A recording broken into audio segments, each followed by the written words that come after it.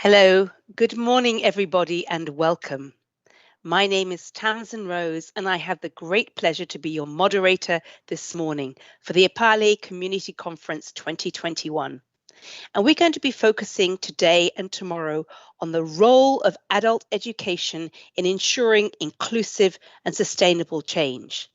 And as we're just a month away from COP26, where the world's governments have to decide what they're going to do on climate change, there's no question that we in the adult learning community have a role to play. So let me just give us a few rules about how we're going to operate together. We expect there'll be a very large audience who are watching us online, but we want this to be as interactive as possible.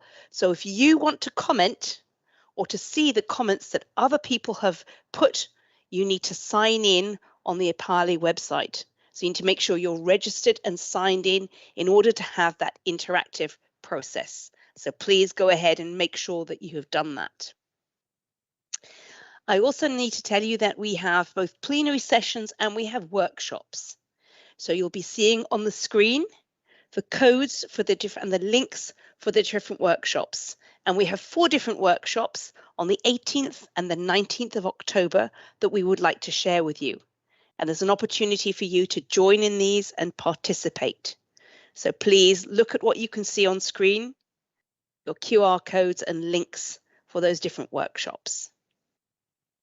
We also have organized some national panels, and these will be taking place in the language of that country. And so this is an opportunity for you to engage and to talk to your colleagues and peers in your national community and in your own language.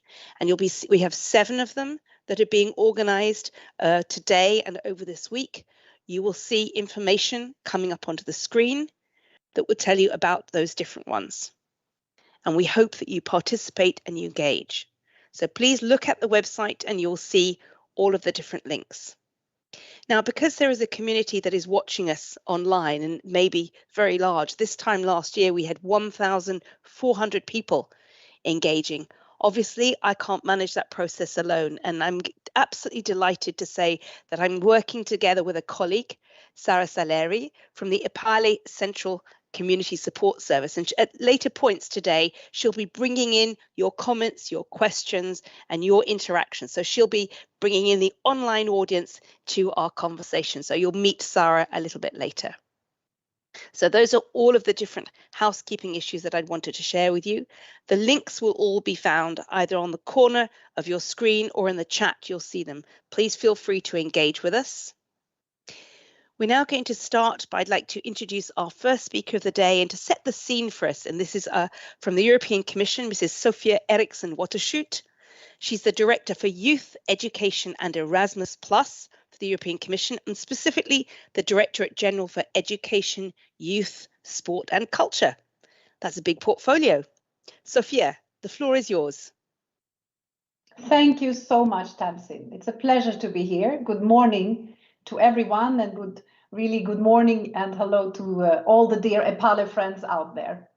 I'm very pleased to be here and welcoming you to our 4th EPALE conference. And as you have said already, Tamsin, we have really an important topic that this conference will cover from different angles today.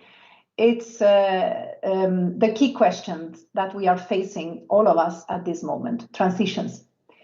And transitions of our economy, clearly, but actually our whole society. And changes are needed because we need to tackle climate change.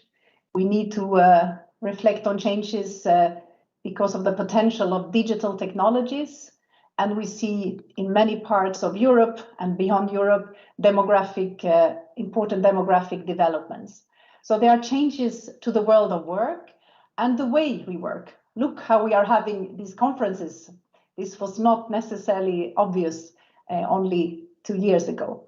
Well, all of these changes are there. They are happening now. And I dare to say we have learned a lot in the last 18 months. But how can we make sure that these transitions we are experiencing will happen in an inclusive way? And how can adult learning support this? This is the topic for today's conference. And I'm really looking forward to hear different angles discussing it. And indeed, a bit more than 1.5 years ago, we would never have believed how the world was about to change and how we were about to adapt to these new circumstances. I think we can say it has most likely been one of the most abrupt and most unexpected collective changes for many people across the world.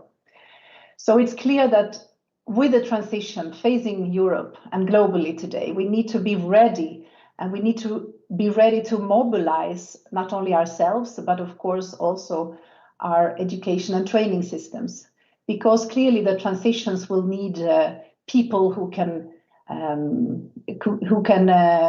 contribute, and people will need to reskill, they need to upskill, they need to change and adapt. Sometimes difficult, but this need is absolutely going hand in hand where transitions happen. And adult learning is no exception. It's rather the opposite. Actually, this is perhaps where the biggest challenges and at the same time the biggest opportunities lie. But as with so many things in life, change must start with education, with learning, and more with relearning. So from Europe's side, well, we have put forward a number of initiatives that will hopefully help to make this happen and facilitate the process of the transitions. The European Education Area and the European Skills Agenda are the EU's answers to this. They both put the green and the digital transition at the top of the priorities for the next 5 years. And this is because we are convinced that education and training policies, skills policies, lifelong learning, and investments that are geared towards inclusive green and digital transitions, they hold the key to Europe's future resilience and prosperity. We absolutely need to make these efforts and these investments. And the pandemic made all education and training accelerate their digital transition. And that's why the Commission also put forward 2 key initiatives in this field. On the one hand, an updated digital education action plan, which sets out the Commission's vision for digital education for the next years. And we hope with this action plan, we would like to help and support the change at all levels of education and training and all types of learning, so formal but also non-formal learning, to reset for the digital age.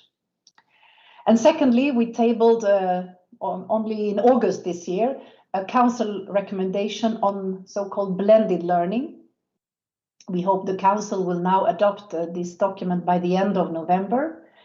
And this recommendation on blended learning, it takes stock of the first lessons learned from the pandemic and the way learning changed. And it highlights the importance of inclusion, but at the same time, the importance of quality education. But also what is perhaps newer is the benefits of different learning environments, typically how we can do the best of this new blended way. And it recommends, for instance, to use blended learning as a way to support learners' autonomy, but also to support their personalized learning. And this is clearly highly also very relevant for adult learning. Later this year, we will put forward a draft Council recommendation on education for environmental sustainability. It will be a really important contribution to building the so-called green skills for people of all ages and help also to integrate green systems thinking into our education and training contexts. And again, adult learning is absolutely key here. So education in the lifelong learning perspective is key to changing mindsets.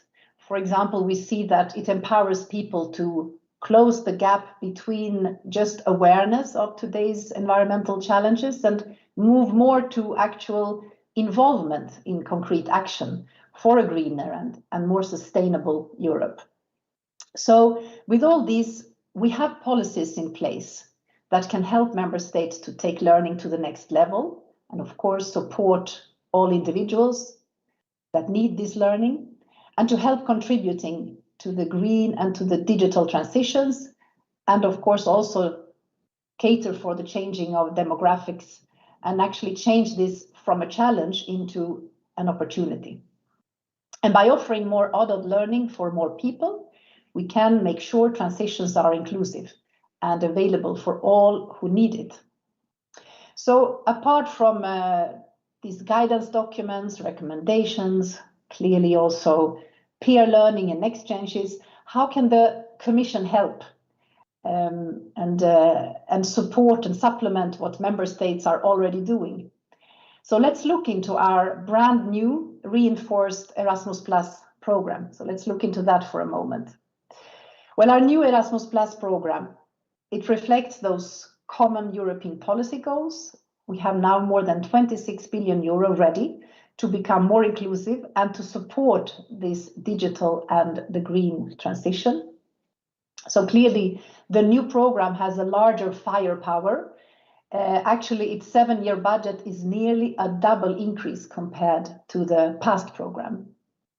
So thanks to this significant budget increase and combined with expanded flexibility and accessibility of the program that we hope will happen, we foresee that around 10 million participants across the European Union and beyond will benefit from this new program. Now, coming back to the pandemic, physical learning mobility suffered, of course, a lot these last 18 months. But we see actually a very positive developments in front of us, and we want to keep that positive. We hope for that, because of course, physical learning mobility remains the essence and the backbone of Erasmus+. Moving to learn to another country is exactly what many learners are seeking, and that's one important element that makes an Erasmus Plus experience so unique. Of course, and on the other hand, the pandemic has reinforced this need for more flexible learning formats, such as blended learning.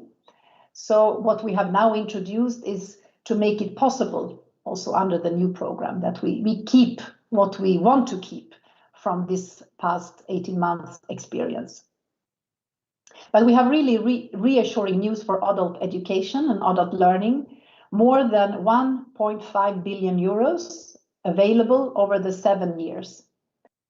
And this new program offers broad opportunities to adult learners, but not only to the learners, also for staff and also institutions to be better equipped with knowledge, skills and competences needed in this changing and dynamically transitions world that we are facing. What is really new with this program, it did not exist before, is that the program introduces learning mobility opportunities for adult learners themselves, so individually.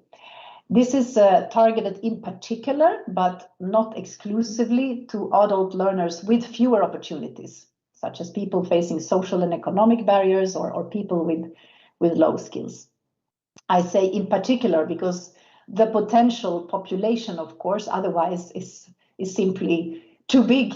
So it has to be some prioritization.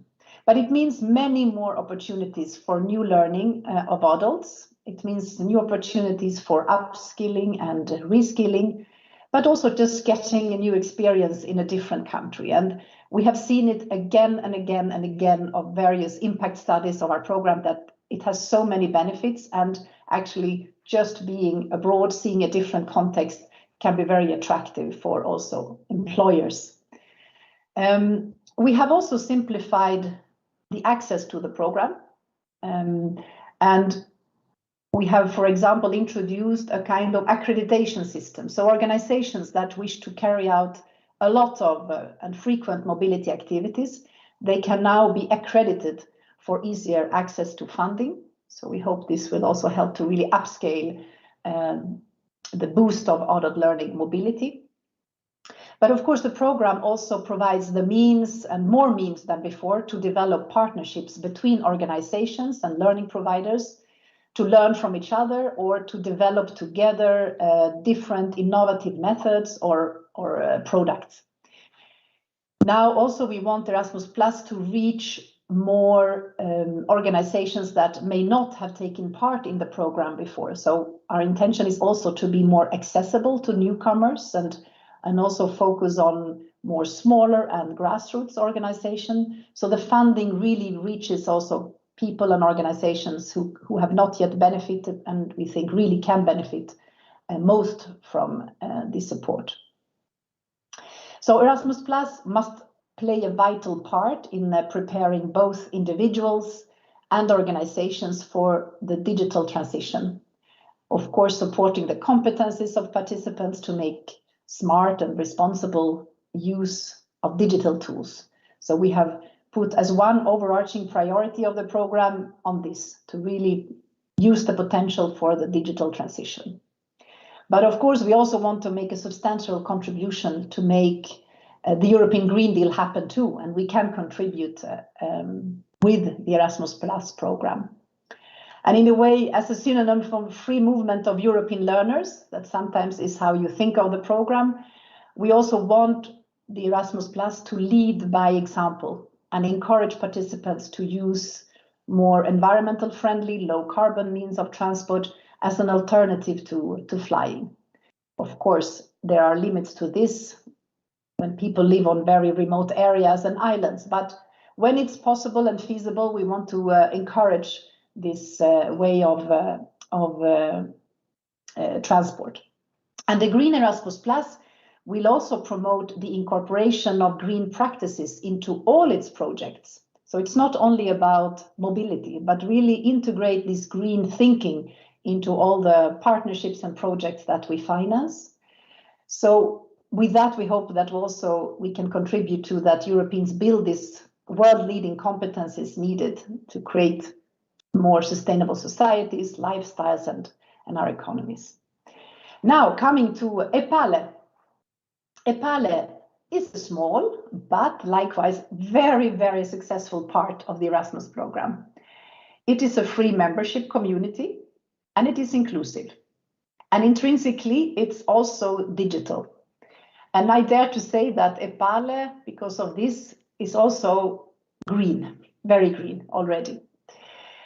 It's fantastic to note that the EPALE community has significantly grown over the past 2 years. Recently, we actually welcomed our 100,000th registered member. So that's a big applause for that.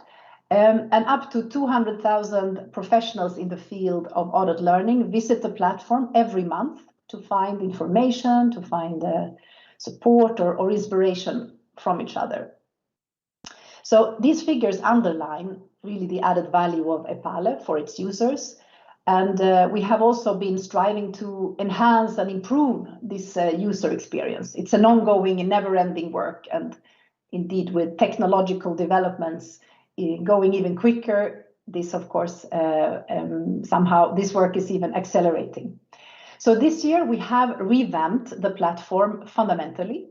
And you will surely have noticed this already, but EPALE has a new look and feel, and it provides its offer also in 32 languages, which is quite exceptional. And of course, we think this also contributes to the inclusiveness of the platform. And we have recently introduced a new feature, the so-called Erasmus Plus space. The Erasmus Plus space is linking Erasmus Plus projects directly with EPALE. So it puts into practice this idea of blended mobility. And one can, for example, start with an online gathering, online meetings that will then be followed up with physical meetings. So it's nice we can combine the platform with actual EPALE, with the projects. So the Erasmus Plus space is a safe and secure tool for project coordinators and their partners. And they can use it for both cooperation and for dissemination. And it offers the possibility for individual exchanges, but of course is also there to post content which may be relevant for the broader public. So I can only invite you to take good use of this new offer. And please also help us to improve it, because your feedback there is important. And indeed, if we see a successful take-up by project beneficiaries, it will be an incentive for us to make this Erasmus Plus space even better through other features. And we're thinking, for example, to use video conferencing. At a later stage, we want to expand this further, where everything can be found in one place and with links to Erasmus Plus tools, such as the future so-called beneficiary module. Now, in the immediate future, more is still in the pipeline to make EPALE even more attractive. So I'm glad to also share with you that soon an EPALE mobile app will be available, which will make it hopefully easier for users to always stay tuned. And moreover, we will have a course catalog for online courses. It will be released and will later be complemented with also a course catalog for on-site courses. So, dear EPALE friends, we are strongly committed to inclusion, to the digital and the green transition. Our policies and our programs are central for this endeavor. And I just want to say as a last word, the next Erasmus Plus call will be published before end of November. So look out for that. And I count on you that you join us in our activities and help us to make these plans a success story. Thank you very much. Thank you very much, Sophia. As you say, very exciting times ahead, a big increase in the budget, an expansion in its ambition and its plans to target people, particularly those with fewer opportunities, to give them the chance to be part of the green transition and to deal with some of the challenges that digitization brings to us. And thank you again for highlighting how much the EPALE program and platform has changed. I'm going to be speaking about that in a minute. But as you say, we do want to know how people feel about it. And we're launching a user survey. So you'll be seeing on your screens a QR code that you can scan, and that will take you to a survey so we can find out more about what works for you, the audience, about the platform, because as Sophia has said, it's grown significantly in the last 2 years, 200,000 visitors a month, and just celebrating our 100,000th registered user, which is a huge target to have met. So thank you very much, Sophia, for sharing the insight about how the Commission's big plans could help adult learning. I mentioned that helping me with today is Sarah, and she's from the Essential Support Service, and she's going to give us a little bit of insight into one of the new elements that you'll find on the EPALE website, which is around the community stories. Sarah. Okay, hello everyone. Thank you, Tamsin. Yeah, I will just give you a quick overview on the Community Stories Initiative. So what is that? This initiative gives the EPALE community the opportunity to share stories, perspectives, experiences that reflect the variety, creativity, and also expertise, of course, of adult educators all over Europe. This year's initiative draws on the success of the same initiative we held last year, where we investigated how adult educators in Europe reacted and responded to the COVID-19 pandemic. And this resulted in more than 100 stories collected and an ebook that you also can download from the platform. This year, instead, the goal is to collect stories of adult education activities that are linked to the EPALE 2021 thematic focuses. And this year, we also have a plus. We will award participants, every participant in the EPALE Community Stories, with an ethical gift. This is this one. It is a case, a charging holder for mobile phones, which is handmade by a social enterprise working with reused leather and and employing and training persons coming from disadvantaged background. But how does this initiative works? It is actually very simple. You just have to fill out a web form, include pictures of you and maybe of your activities, and then wait for the story to be shared in the website, and of course inspire the community. And you can use the QR code that you see on the screen to have more information. And you also have an opportunity during this conference to have a glimpse on some of the community stories that were shared in the initiative, because some of the protagonists of the community stories will be present in some of the panels. Today, we at 11:30, we will have a panel with Sylvie Moors, Jacob Waltzis, Michela Landete, talking about inclusive and creative strategies to bring down barriers in adult learning. And tomorrow, about the same time, we will have Dina Soeiro talking about active aging. So I hope that this quick overview inspired you and that many of you will participate in the initiative. But make sure you do it in a couple of weeks, because the call is open just until the 29th of October. So thank you for the space, and I leave the floor to Tamsin. Thank you very much, Sarah. Interesting that people can have an opportunity to get a gadget that has been made as part of an education and training project. It's a lovely closed loop that helps continue this. And in fact, what the theme for our conference today and tomorrow is how the adult learning community can contribute and ensure that we have a sustainable and inclusive change in society. And we're going to ask you, the audience, to help us with this. Over the next 2 days, we're going to create a word cloud which brings in your ideas, your views. And the question we're going to ask you, and you'll have a QR code that you'll be able to see on your screen, and it should be in the chat.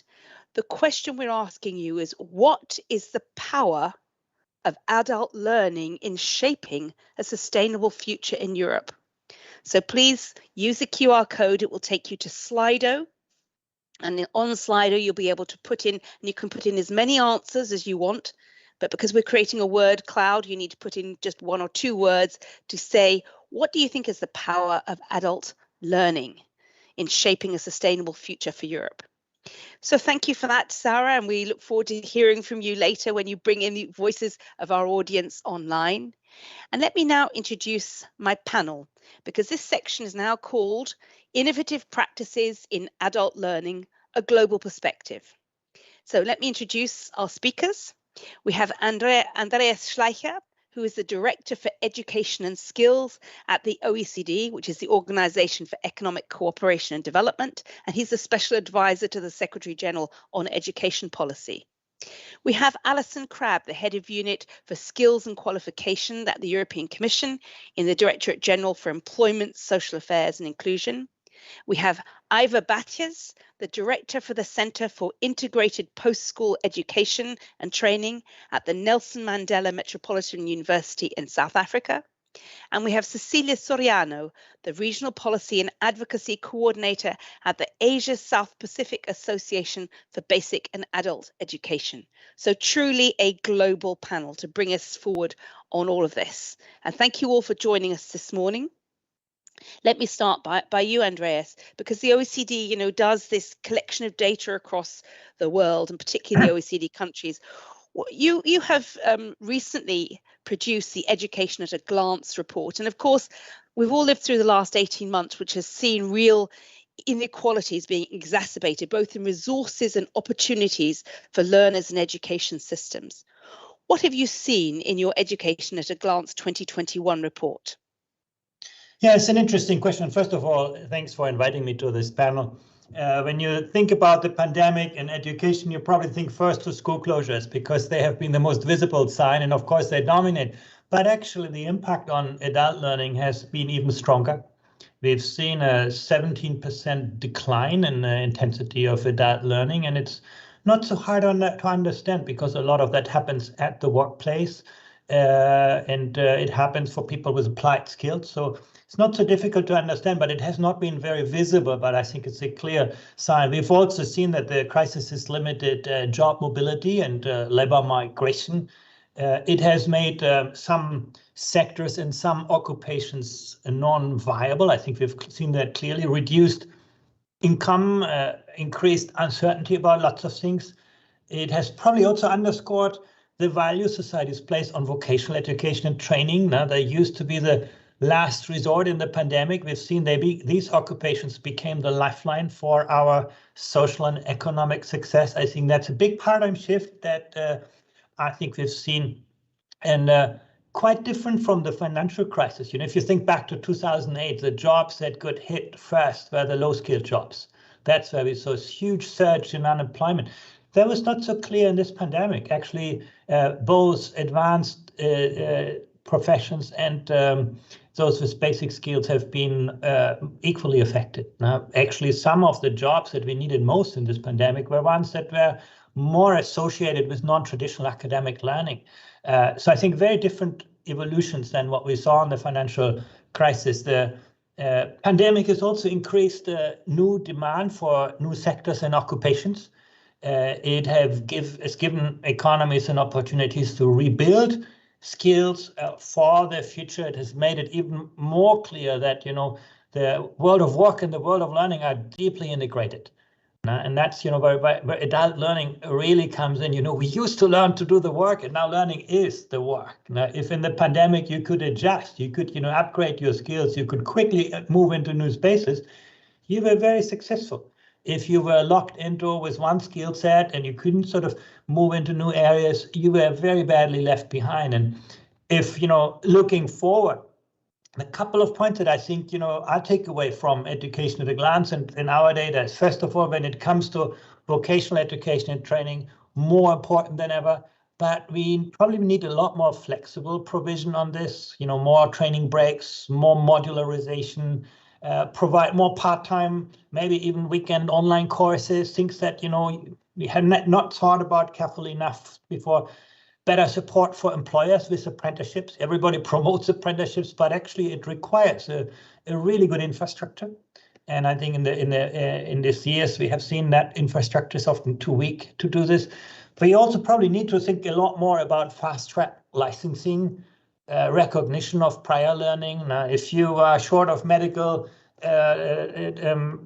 staff, why don't you use workers from the airline industry that suffers in a pandemic now? And we're not very good at rerouting people quickly enough because it's so hard to recognize skills that you have attained in another profession. So developing better signals, becoming more nimble in how do we actually, modularize learning, adult learning, and then make it useful in other settings, I think is very, very important. Hospitality industry was badly struck, but we need people who in the care occupations now, and probably skill sets are not so different, but we think of them as distinct occupations, and I think better integration, I think, is very, very important. Looking, a little bit further, how do we reconcile skill demand and career aspirations? I think we've seen very clearly that there is a gap between what the occupations that young people aspire to. If you look to our survey data, 30-40% of 15-year-olds aspire to jobs that are at very high risk of automation. So education, schooling gives them an illusion of a world that probably will no longer exist when they graduate. How can we actually, I know we talk about adult learning, but how can we bring the adult work more closely into the world of initial learning?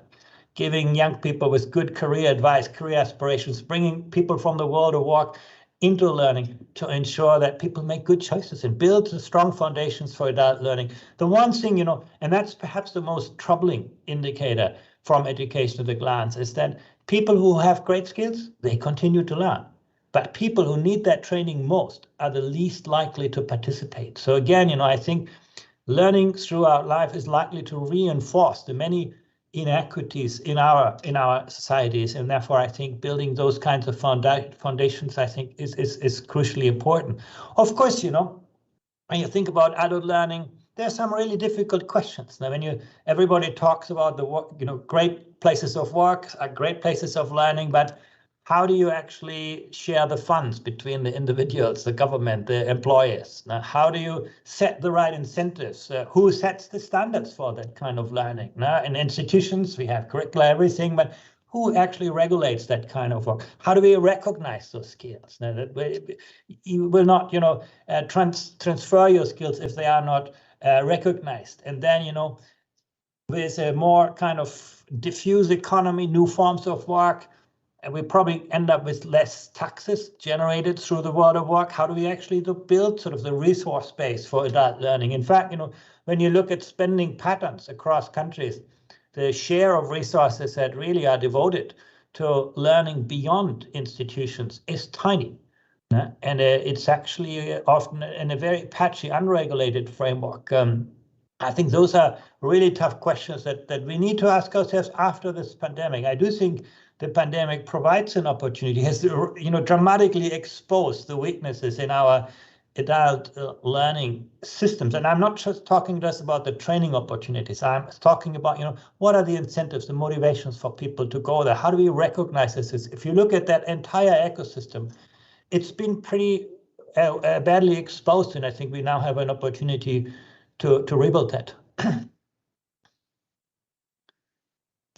Thank you. You've given us a huge amount of information that we can pick up on and talk about with other members of the panel. And I think one thing that I would strongly agree with you is that the pandemic revealed some very sharp lessons that we all need to learn and to adjust to, and many of them you've picked up on. The lack of resources in the non-institutional space, the need to understand how to be more nimble, and we, as you said, we've come out of the pandemic with huge skills shortages.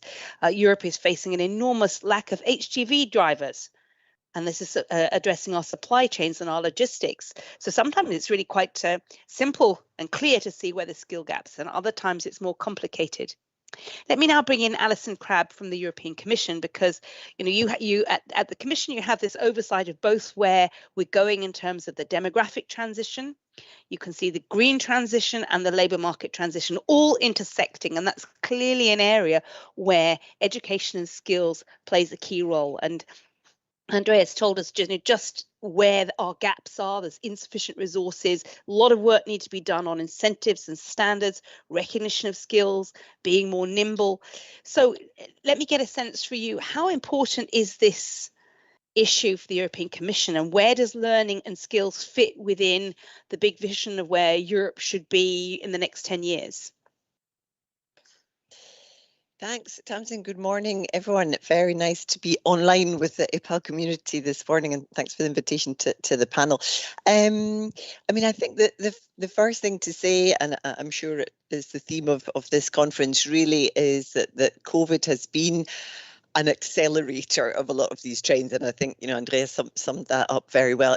There's many issues that they're not new to us in the adult learning community, but in the last 18 months there has been a very sharp spotlight on some of these issues, and really the digital and green transitions, which we've been talking about for a while. It feels as if we've gone into top gear when it comes to the need to respond to that and to master that. Looking through now the lens of the work that the Commission is doing, I think I would put this under the motto really of the just transition. And again, it's perfect timing to put a focus in the EPALE Community Conference on this issue of how to make sure that the twin transitions, the digital and green transitions, and the recovery from COVID are fair, are socially inclusive, and are just. And the role of skills in that, of course, is really a fascinating one. I would also say that it has really shot adult learning and adult skills development up the policy agenda. And we see this, if we take a bit of a step back and we look at the discussions in the spring at heads of state level, the so-called social summit, which is EU heads of state and government, the highest political level, who are talking about the way forward on the social and employment front. And one of the three targets that they have actually agreed on is all about adult skills development. So setting the target that 60% of working age adults by the year 2030 should be engaging in learning every year. Now, everyone has their own opinion on whether this target is ambitious enough. Is it high? Is it low? 60%? One could speculate that, in fact, everyone on the labour market today is going to need to address our skills development. Demographics, of course, is not on our side. Most of us on the labour market today will still be there in 20 years' time. So we're talking about today's workforce, people who are already in place in the labour market. But to say that I think we should take heart very much from the level of political ambition setting the 60% target, which is a huge leap forward from today's situation across Europe. It's under 40% of adults engaging in learning, and with huge varieties, of course, across the Union, and with a tremendous degree of inequity. And Andreas pointed to that. Of course, we know that those who benefit the most are permanent employees with a close link to their employer, typically higher skilled and full-time contracts. And ironically, it's those in sectors at the higher risk of automation, probably with lower skill sets and qualifications, who are harder to engage in learning. So perhaps, as a first kind of thought to take with us into this discussion, I would take heart from that fact that, as I say, at the highest political level in EU policymaking, that target has been set. Sophia pointed to some of the funding firepower that accompanies this. What is unprecedented at the moment, of course, in terms of EU financial support, is the so-called Recovery and Resilience Facility, bit of an off-putting name, but for a very significant amount of money, 720 billion euro of loans and grants for member states to programme. And one of the tracks which the Commission has been strongly encouraging them to programme those funds on is adult upskilling and reskilling. So we have an opportunity, as well as the challenges that we have seen coming through the pandemic. So perhaps we will come back, I hope, later in the panel to talk a bit about some of the solutions. But maybe that as an opening thought, let's take heart from the impetus that is there from the twin transitions, from the need to recover from the pandemic, looking at financial measures, and also all the rest, which money alone cannot solve, the slow and steady process of policy cooperation and policy reform to build strong adult skills systems. Thank you, Alison. And this panel is designed to look at the global perspective. So I'm delighted to bring in Iva from South Africa now. Of course, you have a very different demographic transition in Africa from the one we have in Europe. You have a very young population, but perhaps some of the same challenges about how to match the offer of education to those who most need it. So, what are the current priorities in Africa and in South Africa in the area of adult education? Is it mostly aimed at trying to provide economic opportunity? How about the role of education transforming people's life chances? Well, Tamsin, thank you very much for inviting me to this panel. And what I want to do is I want to share with you some of the innovations that are currently evident and emerging on the African continent. Of course, I can speak in much more detail about what is happening in South Africa, but based on my conversations with colleagues across the continent, we thought that it might be useful to share with you and to shed light on what I would call the pluriverse of possibility of innovative and transformative adult education practices that are prevalent on the continent, and most of it is non-formal. It's overwhelmingly non-formal in nature. And of course, as you can imagine, it is very difficult and it's challenging to talk about the scope, breadth, and depth of innovation in this event, given the vast number of examples and experiences across the continent. So therefore, I just want to bring into the conversation a few of these transformative practices that form part of the pluriverse of building hope and possibility on the continent. So it is very clear that Africa remains pregnant with innovative initiatives that focus on the ways in which adult education can contribute to socioeconomic transformation, especially of communities and to the larger society. And one of the weaknesses, of course, for us is that because of the non-formal nature of adult education, largely on the continent, we lack detailed documentation and research that can tell us the stories of these innovations in the amount of detail that I think is important. And today, what we see, though, is that this pluriverse includes many philosophical orientations and methodological approaches in which government, civil society, community-based organizations, grassroots formations are involved in socioeconomic development of communities. And in some cases, of course, we have governments that would partner with civil society organizations, both local and international, to conceptualize, implement projects and programs. In other cases, civil society organizations combine their efforts with communities to use adult education as a vehicle to address a variety of community-related issues.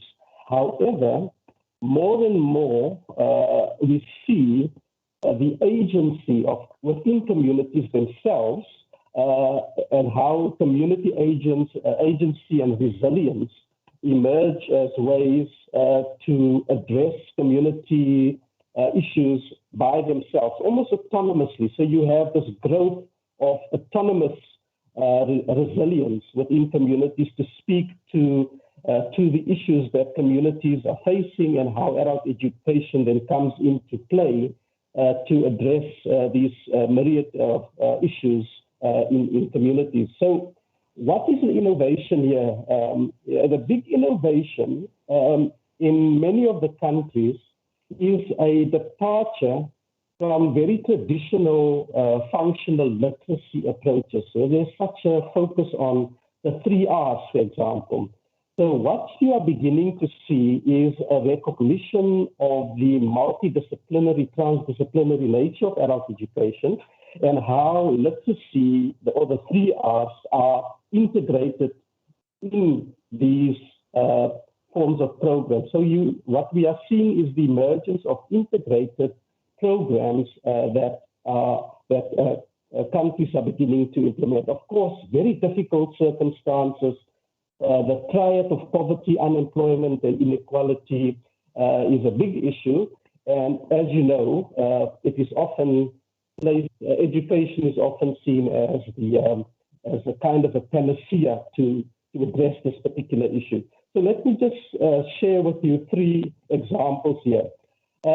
And the 3 examples relate to what has emerged during COVID, and which is related in a large way to the ecological crisis that we are experiencing in the continent. As you know, or you may know, that the eastern part of Africa is currently in a serious drought. So countries like Ethiopia, Kenya, Somalia are deeply affected by this. So the issue of food and hunger has been propelled into, has been given significant prominence within many of these countries. So what you see is the kind of a gathering around building community food systems to make communities more food secure. And this is where the adult education work now kicks in. So, for example, just last year in Tunisia, the DVV International, working and building on the work of the Food and Agriculture Organization, initiated a program which they call CEP Alpha, which translates into English as Farmer Field Schools and Literacy Projects, and where the focus is on rural women, where literacy levels are quite high. So what DVV International with these communities have started doing is to start implementing a variety of food production activities such as poultry, beekeeping, exploiting the value of aromatic plants, producing sun-dried tomatoes, and so on. And so what is happening in these communities is that the adult literacy is firmly integrated into the larger scheme of food security, food sovereignty, and so on. And they have started to look at solidaristic forms of cooperation, setting up small businesses to generate livelihoods for communities. A similar example has been initiated in Uganda through their integrated community literacy and wealth creation project, which is a partnership between the Ministry of Labour, Gender and Social Development and DVB again. And this is an interesting case because the adult education is not based in a Department of Education. It is with Labour, Gender, Social Development, which is a very interesting configuration. But what has happened here, very similar to what is playing out in Tunisia, is this focus on integrating food production with the establishment of village savings and loans associations. So they're combining food production with small businesses, development of cooperatives and small businesses. Similarly, Mali has similar projects underway, of course, different set of dynamics given the context and so on. And lastly, because I think my time is running out, I want to highlight the importance of the innovative practices that involve many of the social movements, multi-transdisciplinary formations and autonomous groupings across the continent.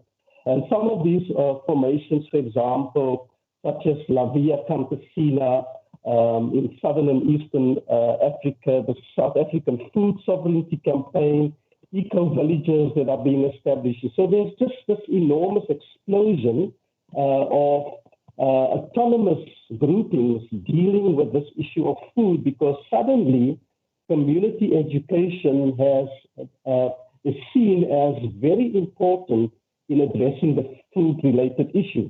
So just in summary, what I want to highlight for this conversation is that we recognize this pluriverse of possibility in Africa that shifts the focus of adult education away from traditional approaches, becoming more multidisciplinary in nature, in very difficult circumstances, and during a time of great transformation driven by the ecological crisis and the so-called fourth industrial revolution. So I think what is important for us now is to understand much better how these innovations actually work. What can we learn from them, and how can we use them to build more praxis of transformation within this continent? So let me end there. Thank you very much, Iva. Really interesting to hear some of these examples of how the shift in focus in the adult learning sector is starting to help communities address real life challenges that they're dealing with. And as you've highlighted, agriculture, the food shortages and food autonomy is a core area where you can see bringing in skills makes a big difference to people. Let me now bring in our last speaker, because each speaker before has talked about inequalities and how much that's been exacerbated by the pandemic. So can I ask you, Celia, to come in and tell us what is the role of civil society, of NGOs in reducing the disparities in adult education and raising awareness on the non-formal education? Andreas mentioned that this is a growing area. Alison and Iva have all talked about the shift away from institutions and needing to pick up on this other area and look at skills recognition. So what do you think is the contribution that can be made by civil society? Thanks, Tamsin, and greetings from the Philippines. I'm happy to be with the EPALE community today. So this is a very important discussion on non-formal education, and in Asia Pacific, this is really one of the priority agenda that we have in ASBE. It is because in Asia Pacific, we have a glaring disparity in education. So just to share with you that in our region is home to 50% of the world's out-of-school population, and most of them are in secondary education. And also 61% of the illiterate adults worldwide is in our region also. So this is really a massive challenge that we face. And civil society organizations working with marginalized communities have been at the forefront of advocating for the right to education of children, as well as the right to education of youth and adults. But at the same time, we also demonstrate effective programs for children, youth, and adults who have been pushed out of the education system or have never been in the education system. So as an example, let me just share what ASBE has been doing. And one is the Youth-Led Action Research, which started as a collective education and advocacy program working with marginalized sectors, working with young people from diverse marginalized backgrounds. So for the past 5 years, we have been building the capacities for research and advocacy of young people from the girls and young people in rural communities in India, Indonesia, Nepal, and Mongolia.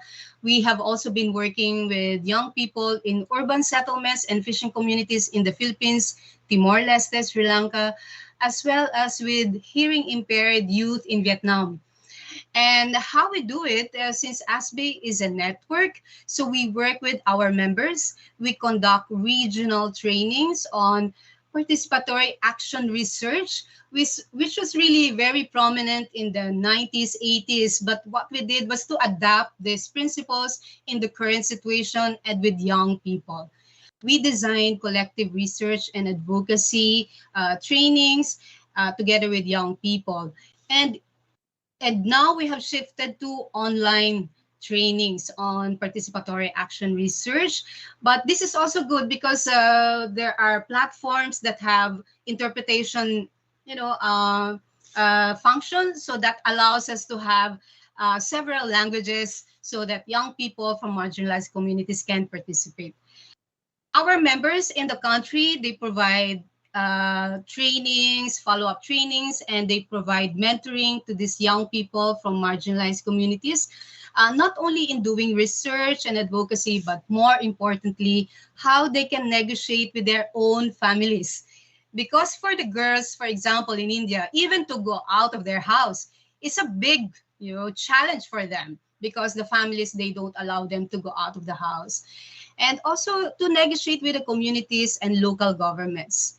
So let me just give you a story. In Nepal, in an indigenous community, the girls, they did the research on the impact of alcoholism and early marriage on education access, on their own education access. But these girls were chased out by their neighbors themselves, because the elderly people were saying, why are you asking these questions? These are not proper questions for you to ask, but because the young people, they know, why they're doing it, and they have sustained their confidence, they persevered. And then they said that, well, research is our right, asking questions is our right, and we are looking for recommendations for education so that this can be accessible to us. So these are, but it is still a challenge. So the youth mentors were always there, having meetings with them. So this is the kind of education that we have been doing at the community level. And the youth-led action research, we found out, is very important during the pandemic, especially when we talk about social cohesion, when we talk about well-being of young people.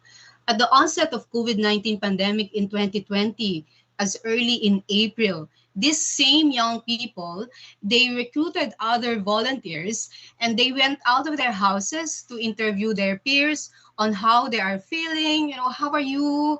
How have you been affected by the pandemic? Do you think you're going back to school? How are you going to cope with online when you don't have even the gadgets? And what are your recommendations to government? So these were the kind of questions that they asked.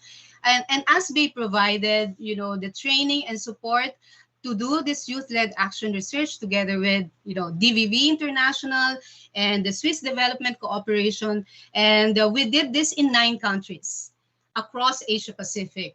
And we are proud to say that the young people were really very courageous, and they managed to put together their analysis, and they did local level advocacy, because it's not possible to do national level, but they work with national organizations to promote and disseminate their findings.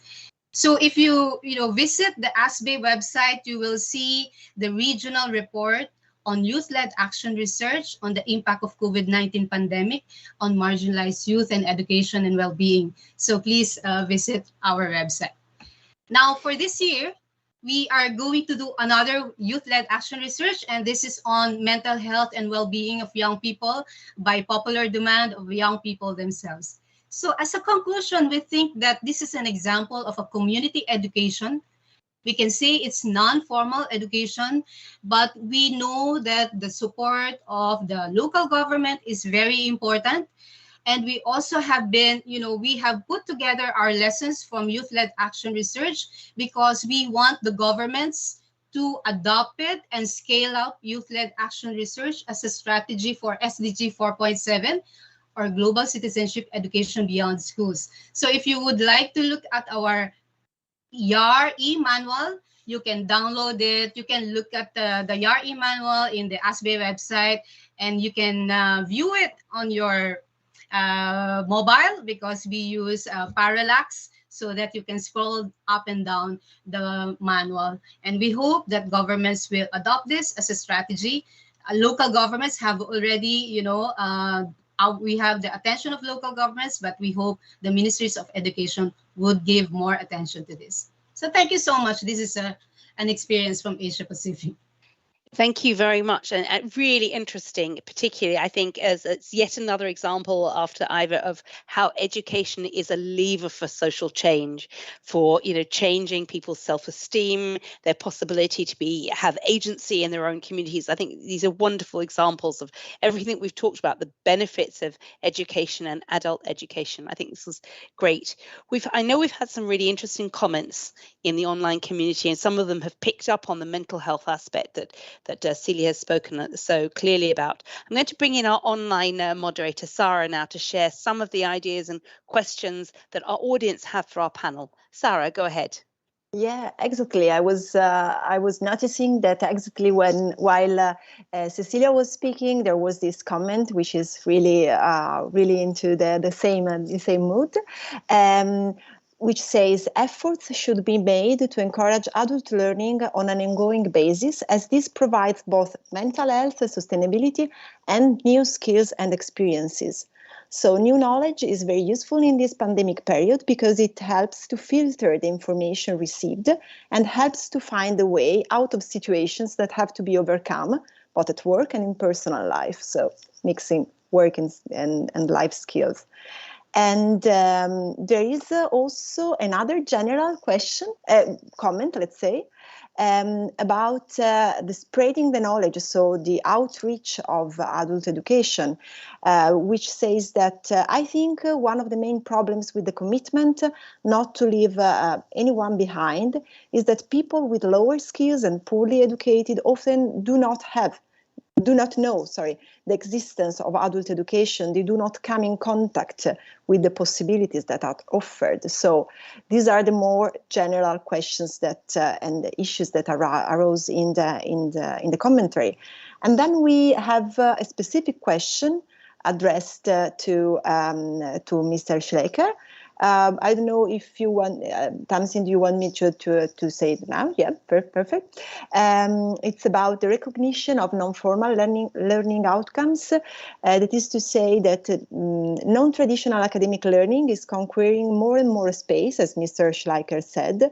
The labor market is constantly changing shape, but are employers ready to recognize such learning activities? Thank you, Sarah. That's great. So we've had some comments and some questions. Andreas, if I could perhaps invite you to respond to the question that was specific to you, to say that we're seeing a sort of growth in the non-formal area of skills and adult learning, and how ready are the labour market employers to accept and recognise the skills that are gained in this way. You yourself said that this is an increasing trend, but are employers set up for this? You're on mute. Sorry, I don't think it's so much an issue whether employers are ready for it. It is the question more: do we have the right signals for employers to recognize the skills that people have? And I think this is where systems need to work on. You can see, for example, in the tech sector, this is working really well. You have a lot of micro-credentialing systems that are actually accepted by employers. And suddenly, employers care more about those signals than about formal degrees and qualifications. So actually, I think there's good evidence that actually employers are really, looking for ways that actually signal skills, and they are, often tired of this kind of lumpy degrees and qualifications. And what, I hope we are going to see actually in the future is more often an unbundling of educational content, delivery, and accreditation. We have, if we're honest, a very monopolistic sector in education generally, and in adult learning also. And I think if technology could help us actually to give people more ownership over what they learn, how they learn, when they learn, and where they learn. And I think when that happens, and when we combine that with good kind of credentialing systems that allow people to accumulate smaller bits of learning, we are going to see, I think, on the employer side, I think, good acceptance. I have no doubts about this. We lack currently a currency. Skills are, like a currency, and we do not have that kind of philosophy on this. And that brings also, you mentioned this, gap between work and life skills. In fact, I think that will, if we are actually doing well on this, that will disappear. At the moment, this idea that you have job-related training and other non-formal learning, the question today is not just do you improve in your current job, but are you ready for your next job? And is your employer actually recognizing those additional skills? And I think the moment we have those right signals, I think we're going to see. And for me, by the way, this is a big role where government can make a difference.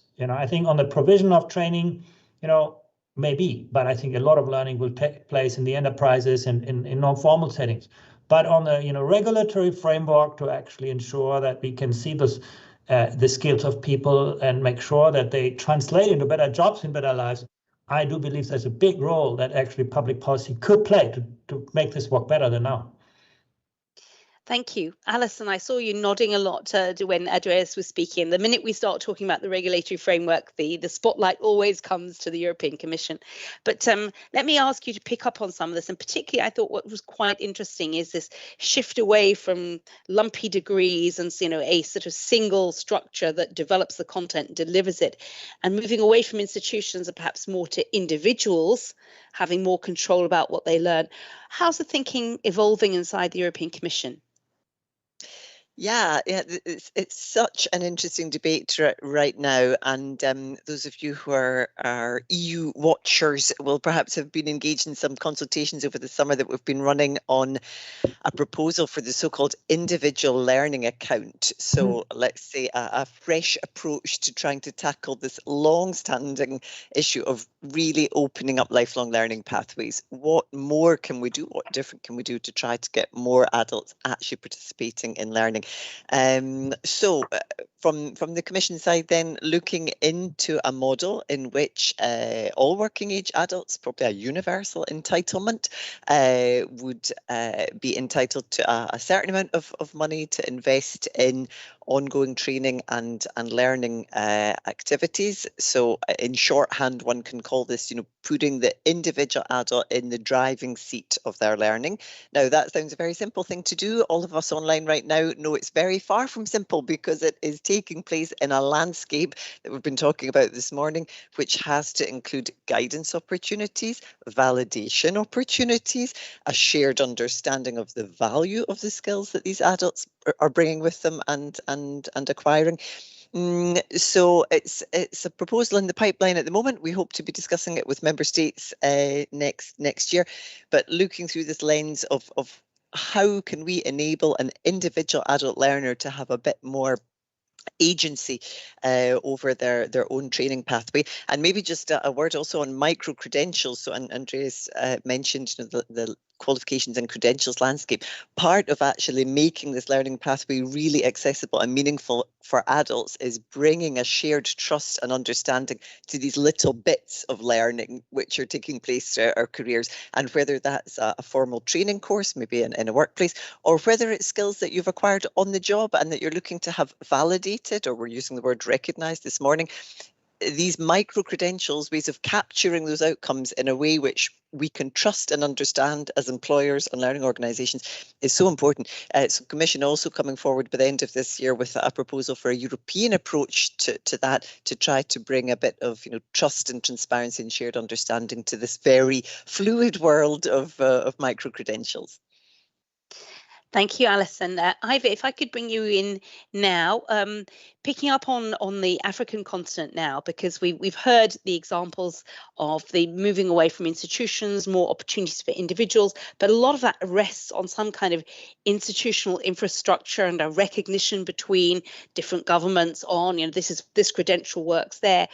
Ivy, you shared specific examples from different African countries, but already in Africa we have large numbers of people on the move as a result of conflict, as of food shortages and climate. So to what extent is this happening at a continent level, this investment in skills recognition and competencies, etc.?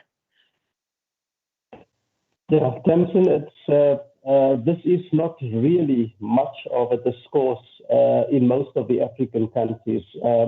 I think South Africa is probably one of the countries where this conversation is held more often. It is part of the architecture of the South African adult and technical vocational education system. So maybe I can say something about that. I think the big issue here is South Africa post-apartheid in the year 2000 launched a significant national skills development strategy. And I would argue that we have such an enormous growth in skills since the launch of that national skills development strategy that focused on qualifications, so people could go through programs, acquire bits and pieces of qualifications, and end up graduating with those qualifications. The big problem in South Africa is the high levels of unemployment. So we're sitting with an unemployment rate of 34%, which is the highest apparently in the world, and we have 70% of our youth outside who are unemployed. They are not in the formal labor market. So we have an estimated 18 million South Africans who are outside of the wage labor relations, means they don't have jobs in the formal labor market. But at the same time, you see a 50% unemployment rate amongst engineering graduates from our technical vocational education colleges in the country.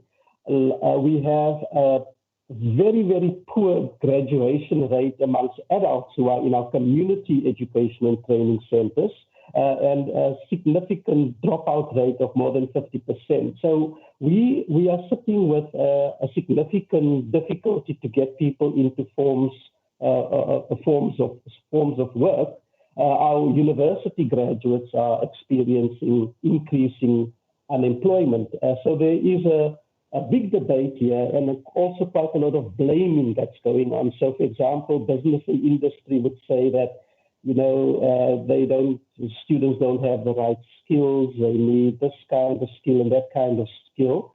So a lot of that is currently taking place in the South African context, and we've got a lot of thinking to do about how we get people into forms of work. So the idea of socially useful work is now also a topic that is being discussed to get people involved in work rather than to look at the labor market only. And this is the case, this is where the idea of building educational programs to develop solidaristic forms of cooperation, cooperatives are becoming important, because there's lots of work to do. Our public infrastructure is falling apart, and so you need to get these young people and adults involved in that kind of work. So we are sitting in an unemployment crisis at the moment. Thank you, Ivor, for that. And as you say, there's lots to be done, but that does require some rethinking and reapproaching. So let me, we're coming towards the end of our time, and I'm going to ask each of our panelists to share, if I had a rusty lamp and I could rub it and I could offer, if I was a genie and I could offer you some wishes, what would you, and I'll start with you, Cecilia, what would be your wish for Aladdin's lamp looking at the future of adult education? Cecilia. Well, first of all, when I say we, in ASBE, we would like to see governments investing more in adult education, because we see in Asia Pacific, the countries are only spending 1% of their national education budget to adult learning and education. And we also see that education systems have to be strengthened, not only focusing on formal, but strengthening non-formal and now informal education. Our second wish is that education systems should rethink education. And we have been talking about this already. Apart from skills development, let's look at social cohesion, which is now very important. And in our region, climate change is really a major issue, and how to prepare our adults, youth and adults, to be more, to have an agency to address these challenges. So that's all my two. Two is great. Investment Yes. and rethinking education. I think that's a good start. We'll collect as many wishes as we can. I can't promise a genie will deliver them, but let's see what we can do. Alison, can I come to you next? What would be your wishes for the genie of Aladdin's lamp for adult education?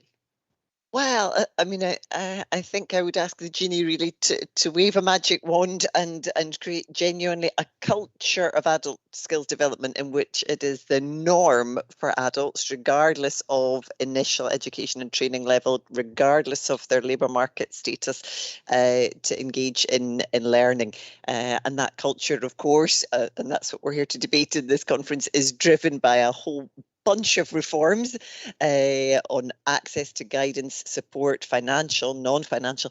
But I think I would sum it up that way. Looking to the future, I would love to see us a few years down the road in which it is absolutely normal for adults to engage in skills development throughout life. Thank you. Iva, do you have a wish for Aladdin's lamp? I'll share one wish with you. I think what I would love to see in a number of our African countries is just a network of community learning spaces that are well supported by government and where adults are free to learn and to build an educational program that recognizes the importance of eco-pedagogy given the ecological crisis that we are currently facing. Thank you, Iva. And Andreas, I'm going to come to you because if Aladdin's genie can deliver us, we're going to have more investment. We're going to have a culture where it's normal for adults to be acquiring and adapting their skills. We'll have a rethink of the education and more connected into social cohesion, and we'll have interconnected community learning spaces with a strong link into some of the sustainability and the green skills that we need to adapt for life on this planet. So it's sounding good already. What else would you like to add? Yeah, actually, I share very much sort of Alison's perspective on this. And I would, this aspect of creating a culture where learning and working are really very well integrated. And I think it's also about developing more of a growth mindset among people. This idea that you can grow beyond your limits. And that is sort of something that is more native to us. At the moment, I think we're still putting people into boxes, and we have a lot of the power of adult learning is with the providers, and actually we need greater ownership on the part of individuals and learners too. And if you ask me, the specific wish, I do believe it comes back to, I think the easiest part. The money part is hard to change, but I think the easy part is really the recognition of learning, just to make sure that there are more ways for people's skills to shine, so that we can actually, see the skills that people actually have, not just the degrees that they earn. And I think if we do see them, we're going to use them and transform them, better jobs and better lives. Excellent. Thank you. Well, if I genuinely had the power of Aladdin's lamp, I would like to grant you all of those wishes, because I think they would really, move us to a society and a world that is better and worth living in. So I'd like to say a warm thank you to Andreas, to Alison, to Iva, and to Cecilia for sharing your visions, to Sarah for bringing in some of the questions and comments from the audience, which was really helpful in our debate. So I'm closing this panel now, and we are going to have, for reasons of public health, a short 10-minute away from keyboard break, where we invite you to get up, to move around, get your coffee, have some water. And we're going to start at 11:30, so that's in 10 minutes. But in the meantime, I'm going to offer you a short video to see, which is the Erasmus Plus space video, which is an opportunity to see a little bit more about the Erasmus Plus program. So we're going to show you that during the break. And we will start again our live transmission at 11:30. See you on the other side of the break. Thank you. Are you looking for a tool to help manage and promote your Erasmus Plus project? Are you struggling to find a free and secure space to cooperate with partners? Look no further. At EPALE, we have the solution.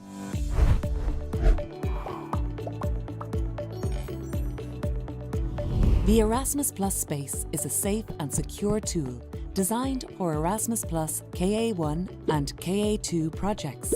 Project coordinators and partners may use it for collaboration and dissemination, since it offers the possibility to post content privately, as well as communications to the broader public. So how does it work? Request your Erasmus Plus space on EPALE now. And once activated, you can start inviting more members of your team to populate the group. The Erasmus Plus space allows you to cooperate and manage your project activities. And it's a flexible tool, ensuring privacy when needed and visibility for contents you want to make public. In fact, your space can host private content and discussions among project partners, as well as public content for promotion purposes. The Erasmus Plus space on EPALE is helping projects to cooperate better and to promote themselves to the whole adult learning community in Europe.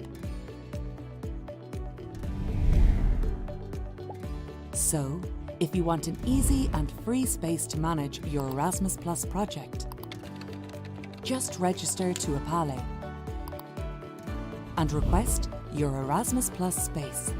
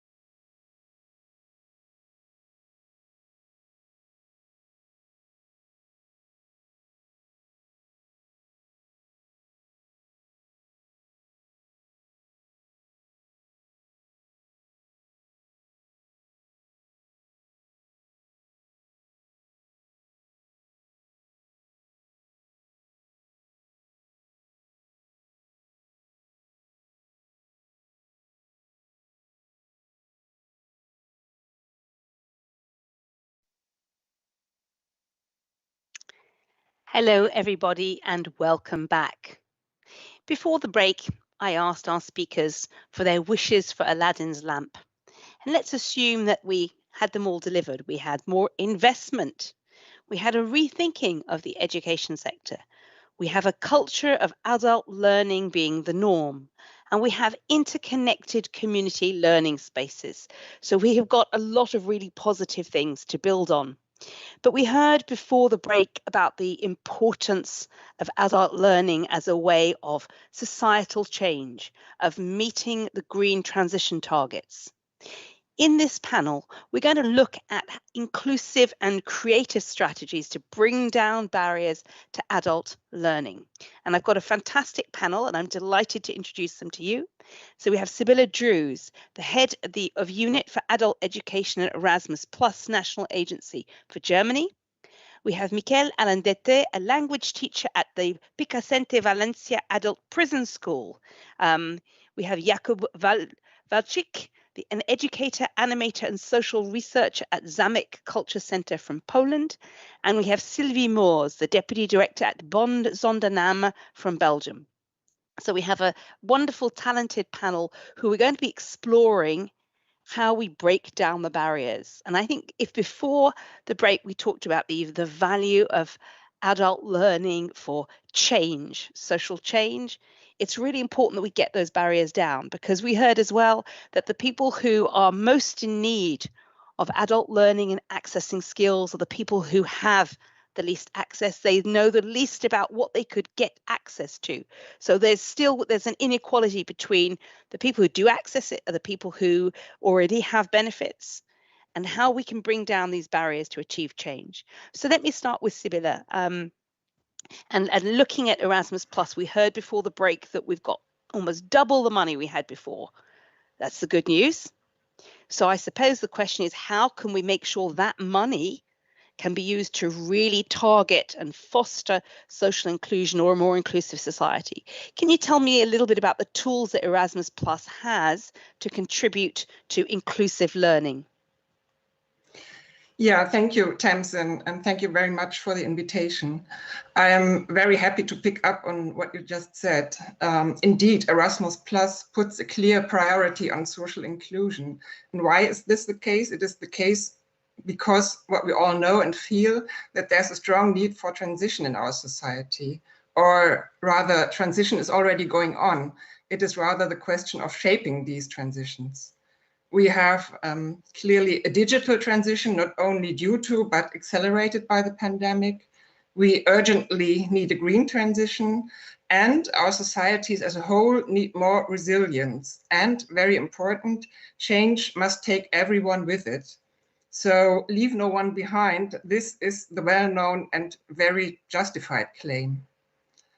So therefore, people must not be able only to adapt, but also to actively shape this transition, shape the change process. And thus, lifelong learning, education, and training are key factors in this process. We've heard that before. And at the same time, our societies are drifting apart. So highly qualified people have more training opportunities and make use of them than people with fewer opportunities do. And the European 2020 benchmark of 15% of the adult population participating in education and training was not reached. One of the findings in the Education and Training Monitor was that participation varies strongly according to adults' socioeconomic background. In 2019, for example, only 4.5% of adults with the lowest level of qualifications participated in education and training in the 4 weeks preceding the survey, whereas the rate among those with a tertiary education degree was 18.7. So this is a huge discrepancy. And the alarming thing is the gap is not closing, but it is increasing. So the barriers to adult participation in education and training are manifold, and Erasmus Plus recognizes this. Erasmus Plus is without doubt the most powerful instrument the European Union has to encourage learning. Also, and this is important, in non-formal and informal settings, and to foster active citizenship, active participation in our democratic societies. And the new Erasmus Plus regulation has a very strong commitment. Financial support measures shall be put in place to facilitate the participation of people with fewer opportunities, in particular of those whose participation is hindered for financial reasons. And literally, the regulation says the costs of measures to facilitate or support inclusion shall not justify the rejection of an application under the program. So a range of measures has been put in place to increase the participation in the program of people with fewer opportunities. For example, more flexible mobility formats with long-term funding perspectives. For the first time, it's a big, huge big thing. For the first time, funding of adult learners with fewer opportunities is possible. And we have small-scale partnerships where no budget plan is required. This is an interesting format addressing in particular newcomer organizations and grassroots organizations. So what we can say is Erasmus Plus can be seen as a financially well-equipped laboratory for innovation. It is a platform to learn from each other in Europe, and it empowers learners of all ages and in all settings. And together with EPALE, it can really unfold all its potentials, I think. Thank you, Sibylla. I think it's probably worth picking up on something that Andreas mentioned earlier. He said that during the pandemic, there was a 17% drop in the adult learning sector. And, you know, adult learning is already the least resourced and lowest profile part of the education pathway. And yet it's going to be the most critical for the post-pandemic period, and particularly when the economic impact really starts to hit, which hasn't happened yet, but is certainly coming. Can you give us some insight on what your agency is doing to make sure that within the adult learning sector, there's the capacity, the resources, and most importantly, the scale to be able to meet the huge demand for support that will emerge? Mm-hmm. Yeah, indeed, you're right. The adult education sector is the most vulnerable sector, and the sector which was or still is most affected by the pandemic. And since it is mostly a non-formal sector, it cannot rely on well and long established structures like other sectors can. And adult education providers were forced to either move their activities online very, very quickly or close them down. And for adult learners, this meant the loss of opportunities to meet and to learn or build relationships. And again, those are hit hardest who are the least likely to have access to learning opportunities. Or at staff level, a countless number of self-employed teachers and trainers was affected. They just lost their jobs. So what is clear so far, the world after the pandemic will not be the same as the world before the pandemic, and new learning concepts or settings are needed, including digital tools and new approaches, and new didactics are required. New outreach strategies need to be developed. And very important, the adult education staff needs to be trained in order to, well, gain these digital competences. So now, yeah, what does my agency do? First, we try to be as flexible as the Erasmus Plus framework allows us to be. This means we support projects in adapting to new conditions, be it that a new partner needs to be taken on board, or that activities need to be shifted, that were planned in presence need to be shifted to online formats. In general, we try to make adult education institutions as strong as possible. And within the framework of Erasmus+, we promote the opportunities Erasmus+ opens up to adult education staff, and brand new in the new program generation to adult learners with fewer opportunities. So we try to make best use of the budget available, like, for example, courses in digital teaching or job shadowing in Estonia for adult educators can be funded. We all know Estonia is a front runner in digital development. Or adult learners with fewer opportunities can go abroad for a completely new learning experience. And we know from that in numerous cases, European projects are drivers for innovation, and that they can foster a significant boost in digitalization at their institutions. As from an impact study that we had in Germany, we know that projects in adult education are connecting with many people who are impossible or very difficult to reach through formal educational provision. I think this is a result which is very important and also very pleasing. And we know that numerous projects are able to address vulnerable groups in a very targeted manner. Many projects report that participants from different target groups have been able to gain experiences of self-efficacy. And experiences of this kind pave the way for participation and active involvement in democratic society. At organizational level, institutions benefit from an expansion of their networks. Projects are opening up points of access to local authorities and other stakeholders, and thus to new funding sources. Institutions are enjoying an image boost, for example. New types of cooperation can be created, and so on and so on. Great. Thank you, Sibylla. I think that was a really interesting overview of different ways that you can strengthen the sector itself. I'd like to now focus in on some specific examples of the power that adult education and learning can offer. And I'm going to bring in Miquel Aledente, because you shared on the EPALE platform in the community stories, and I encourage people to go and read. Each of the next speakers have done a community story to tell a little bit about what they've been doing. But everyone in the last 18 months experienced some form of confinement, a lockdown more or less strict. But you were working in prisons, which is a completely different set of confinement, a different set of lockdown. And we've been talking about the power of adult learning to, bring people in and integrate that. But what are some of the challenges, and how do you start a learning process for someone who's transgressed societal norms to the extent that they're completely removed physically, they're in prison? What does adult learning offer? Miquel. Hello. Well, thanks, Tamsin, for having me. Well, I'm speaking on behalf of my colleagues.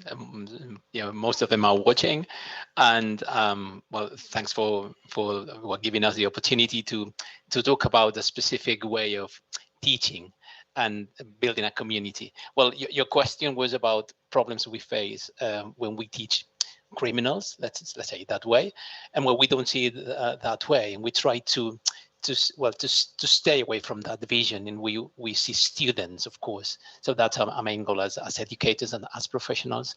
And well, it's true that as students we have a massive set of needs. Some of them educational needs, some of them social, and well, we try to build a community.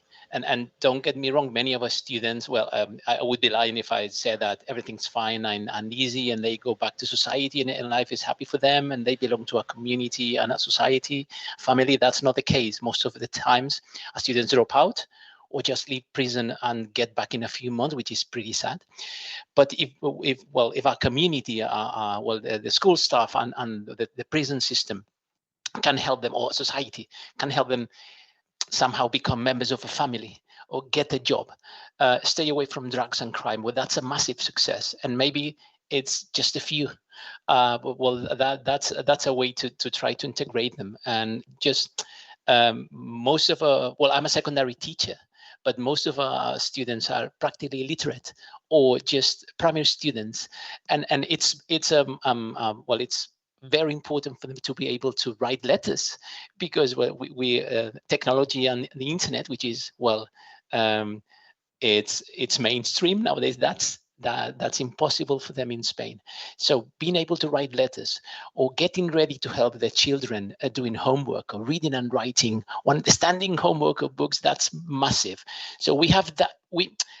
My colleagues and I always have that sense of purpose, and the situation at work reminds us of that every day. We're trying to get people back into society.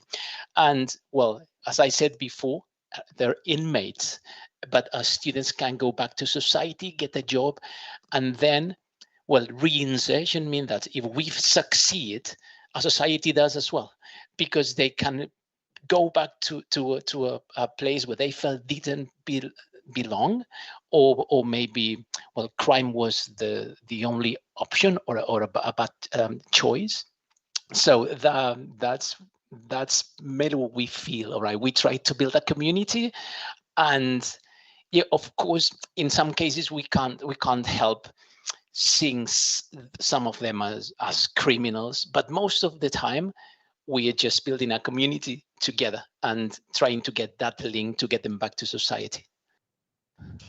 Thank you, Michael. I think people should go and look at your community stories on the EPALE website to find out more, but I find it really important the way you sponsor the identity as student rather than as criminal, somebody's locked up, but as a student who's learning, and the learning that they have that then allows them to take on a new identity as a better parent, a better member of society, somebody who can integrate more and play a greater role. I think that's really a powerful message about the power of adult learning.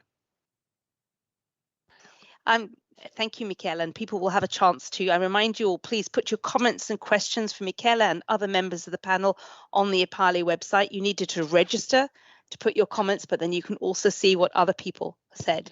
Thanks, Tamsin. Thank you, Michele. Let me move on to Jakub and what you do in Poland. One thing I think we can all agree on is over the last 18 months, society was put under tremendous pressure, and the fracture points in society were heavily revealed. And societies became a lot more polarized. People were pro-vax or anti-vaccination. They were pro-government lockdowns or against it. And these are just the latest in a series of fracture points that we create in society. And people tend to live in their social media bubble. And yet it's hard but important to have conversations, sometimes difficult conversations about other people's rights to express themselves or to be. And you work at that difficult point, and you use TV series and films as a starting point to have these quite difficult, uncomfortable conversations. Can you tell us a little bit about how you initiate these exchanges? What was the most tense event that you organized, and was there one where you saw a big shift in the mindset of the participants?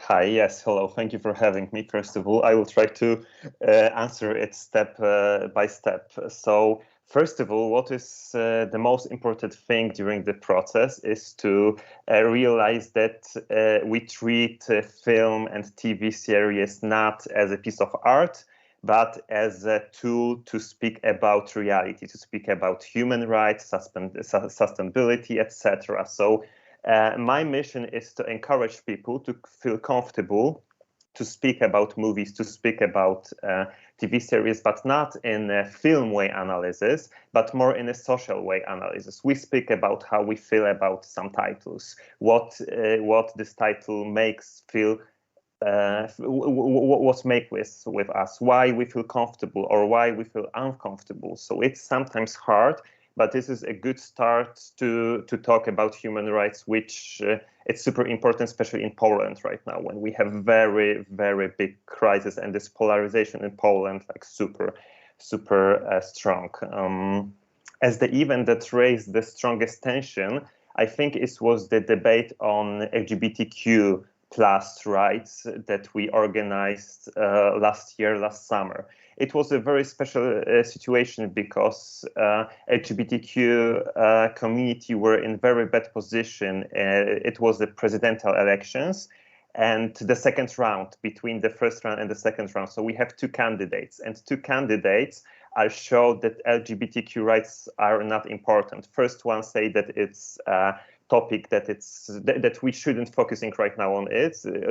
Economic, for example, it's more important. And the second one say that LGBTQ community is not human. So the second one actually won. But it was the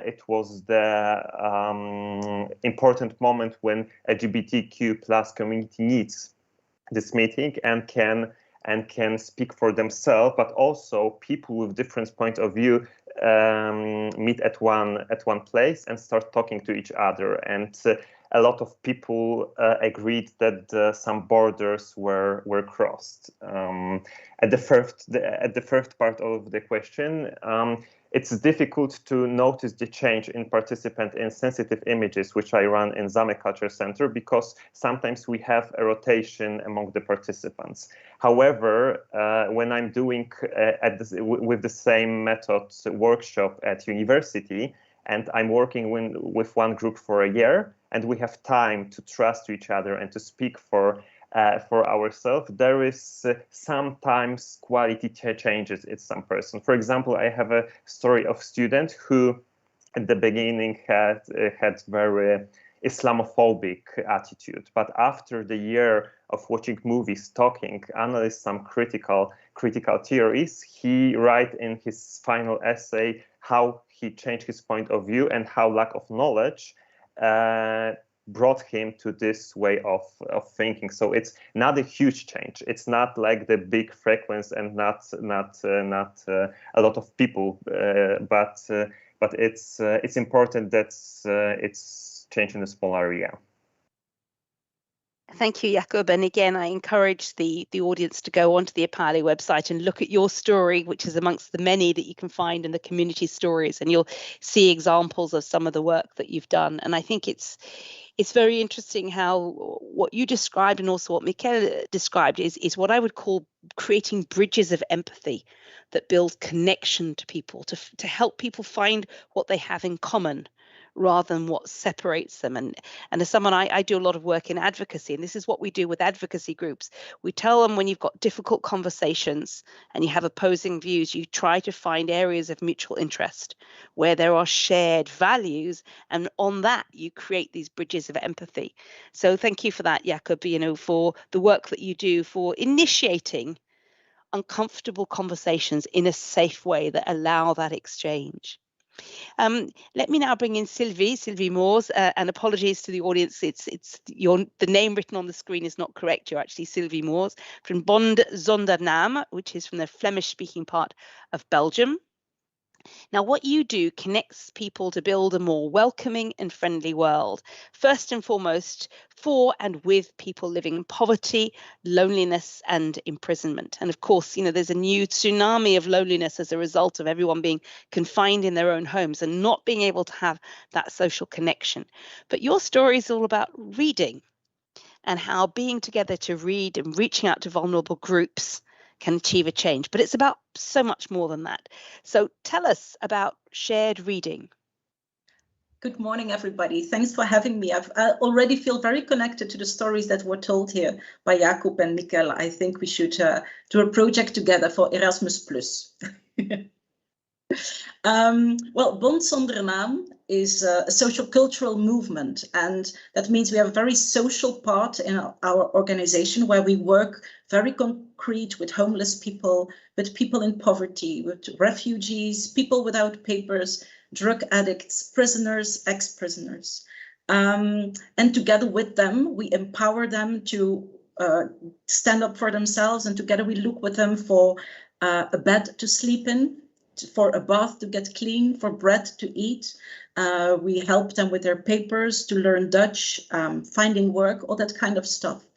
But above the concrete, as we are a social cultural movement, we also feel the great need, the big need to put on all these concrete things, to put a layer of beauty. Because we need more than only a bed and only a bath and only bread. We need beauty. And because beauty is also a great power for personal growth. So that's where literature comes in, and that's where shared reading comes in with us.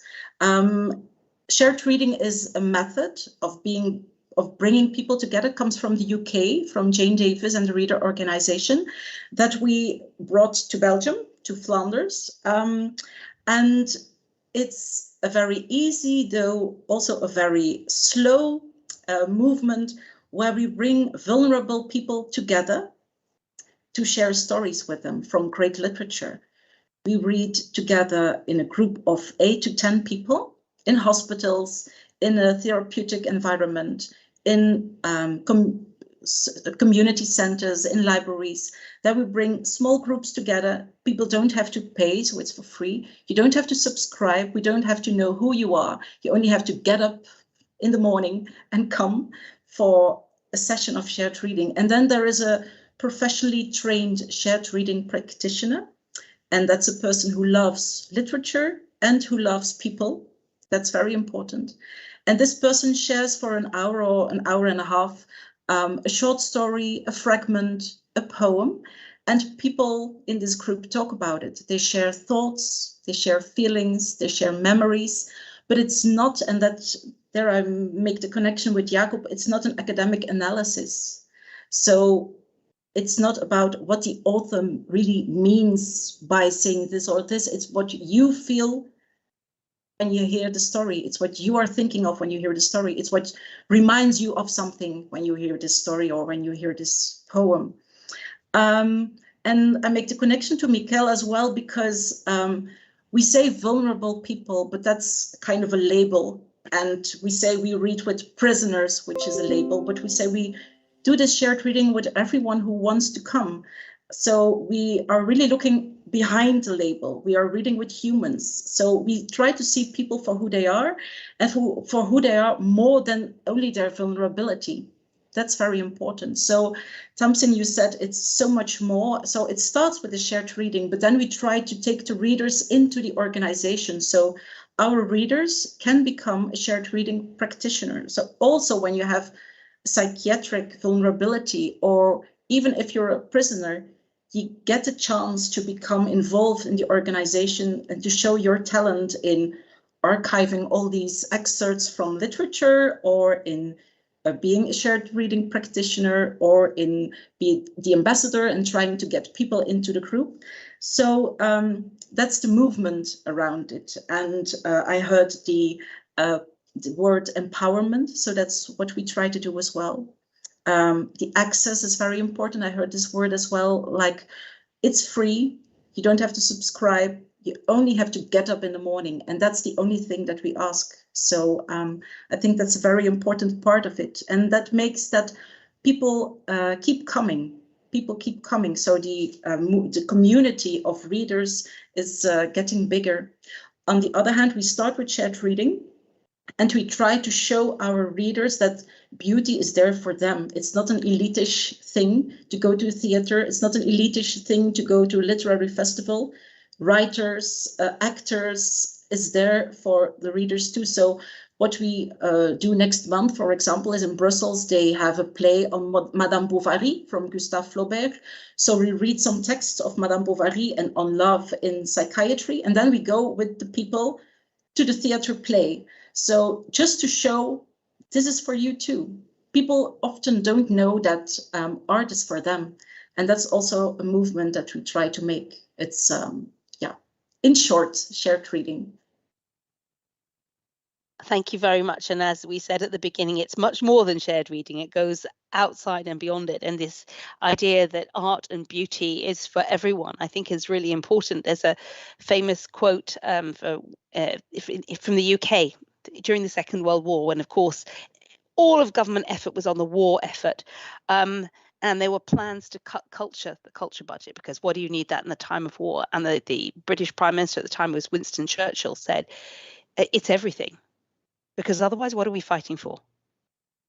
And I think it's critically important, the power of culture to connect people, to imagine and transform their lives. And it's the first panel talked about the green transition and the demographic transition, the labor market transition, and the automation revolution that's bringing it. We have, as a society, we have to co-create a new vision, a new future, and art and culture helps people to decide what kind of life they want, what kind of society they want to live in. And I think Jacob, Michael, and Sylvie, you all gave us examples of how people who are on the outskirts, on the margins, can be brought into that conversation, so that whatever vision is created doesn't exclude them even further. Now, I know that we're already getting some points from our online audience, and I think I'm bringing Sarah now, because we've got some comments, and I think, Miguel, you're rather popular with our audience. We've got some questions for you. So let's hear from Sarah. Lovely. Yeah, that's true. Actually, that's right. We have comments congratulating our speakers. I mean, the stories are all very inspiring. And two comments relating to education in prison. So the first one is very specific. It asks, how about is the relationship between students and teachers in prisons? How do you feel about that? And the other one is a bit more elaborate in general about current needs of education in prison. The lack of education makes social readaptation more difficult, and it can also contribute to recidivism. Acquired qualifications and professional competencies reinforce economic independence of convicts. What are the current needs of education in prison to prevent social exclusion and to increase chances for successful social readaptation? Right. All right. Let's start with the first question about the relationship between students and teachers. All right. Well, we know that. Well, in general, in education, you can't get too close, right? It's well, probably primary or pre-primary education is different. But when we are dealing with inmates, well, we don't have guards in our classrooms. So usually there's some access control and some security measures, but usually it's teachers and students in the same. It's a regular classroom, and it's the same for all for primary and secondary education. The thing is that we as I said before, we're aware that we are working with criminals, so there are some things that we usually tend to avoid. So I think that my colleagues and I always try to find the balance between getting close, feeling members of a teaching and education community to provide every opportunity, but we are aware that there are some restrictions. The first one is, well, we are working with inmates, and so that provides a constellation of measures that prevent them from growing in the way we would like to. So that's mainly it. But probably one of the best advice that I got when I started working 6 years ago in prison is, well, if you want to do your students a favor, treat them like students. Don't treat them like, so that's the relationship we're trying to build. So there's respect, there's, well, we try to follow rules and show them how to follow them together as a community. And that's probably, that I think it's probably the best advice. It's just treat them like students. The relationship between students and teachers are the same you would expect well, at a school outside. So that's mainly it. And well, you know that Spain, well, I'm dealing with the second question now, the lack of education, well, the lack of resources, or what we need at a prison school to keep it going, to foster education and as the sense of community, bringing down barriers. That was something was talking about, and what we're talking about, physical, literal barriers and social barriers as well.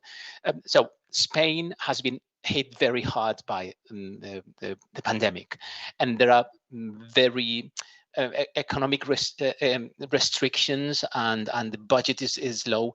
But what we need at the school is more resources, probably more support when it comes to technology, and well, but in general, I think that we need what every school would need, but for students with very specific needs. And well, I could talk about lots of details, but I think that answers the question.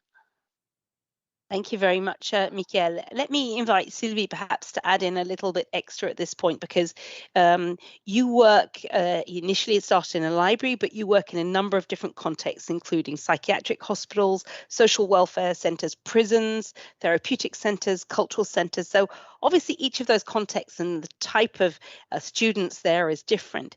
Can you tell us, is the impact on learners different in each situation? I imagine that if you're doing an activity in prison where people might be there for a long time, whereas in a therapeutic or a psychiatric hospital, they might be there for a shorter period of time.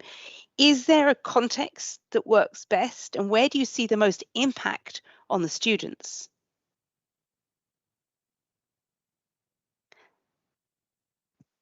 Microphone. No, I don't think the impact differs from the place where we are. What happens is that what people learn is that they learn a lot about themselves when doing shared reading. They get more trust in themselves. Why? Because doing shared reading doesn't mean that something is right or wrong. So in a classroom, people have learned that there are things right and there are things wrong. But when doing shared reading, because it's no analysis of the text as you learn at school or at university and so on, here nothing is right or wrong. So you can speak freely. And for some people, this is a huge new step, that they can talk freely, that they can talk without borders, that everything that is said is perfectly is right. So people grow individually a lot. And what I also learn is that all people have all kinds of different views on the text. So they learn a lot from each other as well. And that is something that we see in every place, that people learn a lot of things about themselves, because literature is also a mirror for yourself. And they learn a lot about all the other people around the table. And so it brings in connection, and it brings in trust in yourself and believe in yourself, and it makes people more speak out for themselves, stand up for themselves. And that's something that we see in every place. And yeah. Thank you, Sylvie. Jakob, let me bring you in at this point, because you operate at the intersection of different population groups that might be in conflict or might even not accept that the other has the right to exist. So this is a real point of conflict. Do you see yourself as an agent of radical democratic change? Because this is how we build societies. And we're in a period where we've got lots of elections happening all across Europe, and we can see that it's those fracture points between different groups. People vote against them or these people's rights.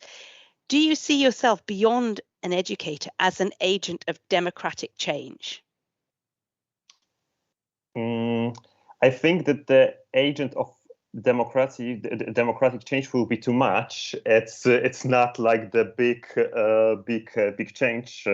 My project doesn't improve like the biggest change, but what we are trying to doing is try to connect people from different areas. For example, we try to connect with activists, people who fight for our rights on the streets, and how they can, for example, show what they have to say, how we can learn from each other, how we can connect, for example, activists and people who have totally different point of view, but still, like Sylvie said, there is no bad answers, but still with respect for the boundaries. Yeah, for example, if you came to our meeting, you can't be racist. Like, you have to be open to speak, but like there is some boundaries of human rights that can't be that can be crossed. So not the agent of democracy change, but the agent who connect people who are fighting for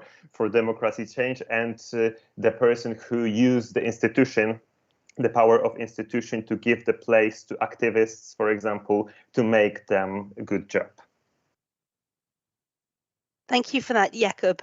Sarah, I think we've had a question from the audience that's quite interesting about, some of the challenges at the EU level to address things. And I'm going to invite Sibylle to respond to that. But Sarah, tell us the question we had. Yeah, it is about going beyond labels and stereotypes. So how do you go beyond labels, such as vulnerable people? So as Sylvie said, we are all human, talented individuals, and all these stories are very inspiring and connected. And then there is a general question for all: what impressed you the most about the other stories? Because actually they are all interconnected. Sibylle, maybe you want to pick up on this about, when you get project proposals that come into the national agency, or project ideas, and obviously they've got to make sense in a logical, the project's got to be workable. But to what extent do you also look at whether projects, challenge labels, whether they break down stereotypes, whether they bring unusual communities together? How important is that for you when you look at project proposals that come in?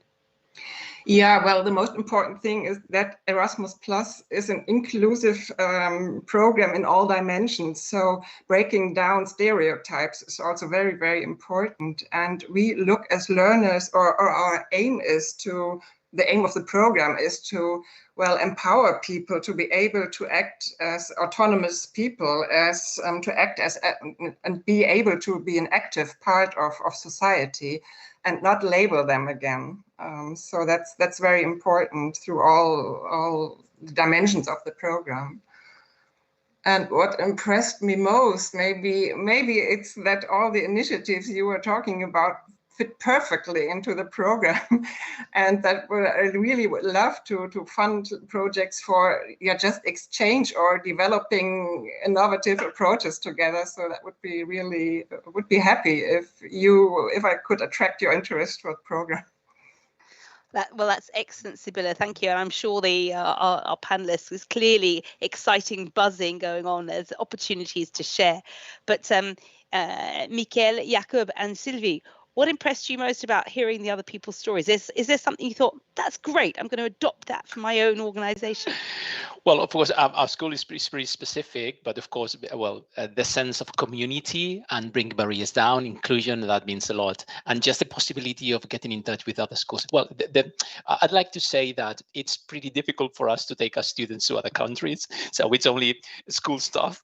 And yeah, and of course, it's teacher training and job shadowing. But we think that if we want our students to belong to society, we need to see what other schools are doing and going to other places and learning from them. I mean, Sweden, Ireland, Italy. So that would be wonderful. Belgium as well. So we think that inclusion is, we need to see what they do, to copycat, and then to use some strategies to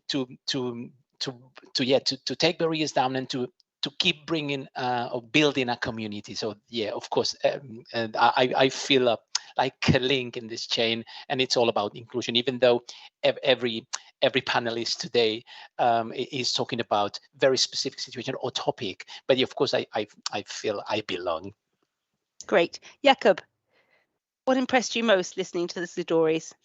Yeah, I feel exactly the same, and like the most important thing is we treat the long life learning as a process who focusing on changing the labels or fighting these stereotypes, or on to make like inclusion again to the society. So this crossing the labels, changing the labels, and fighting the stereotypes, and using culture to it, not as a piece of art but as a tool. When everyone can speak, everyone can use it in the therapist way or in some different ways, but as a tool, this is the most important and the most inspiring.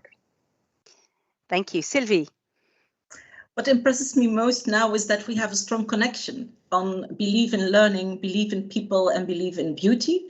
And I think, as Sibylla says, there is a nice opportunity to connect further and to learn from each other, and to, now that we can travel again, to travel and to find out and copycat, as Michael says, but also to inspire each other. I think that's the nice thing from the Congress as well, from the conference, that we can inspire each other across the borders. And that's very nice to feel here, that's nice.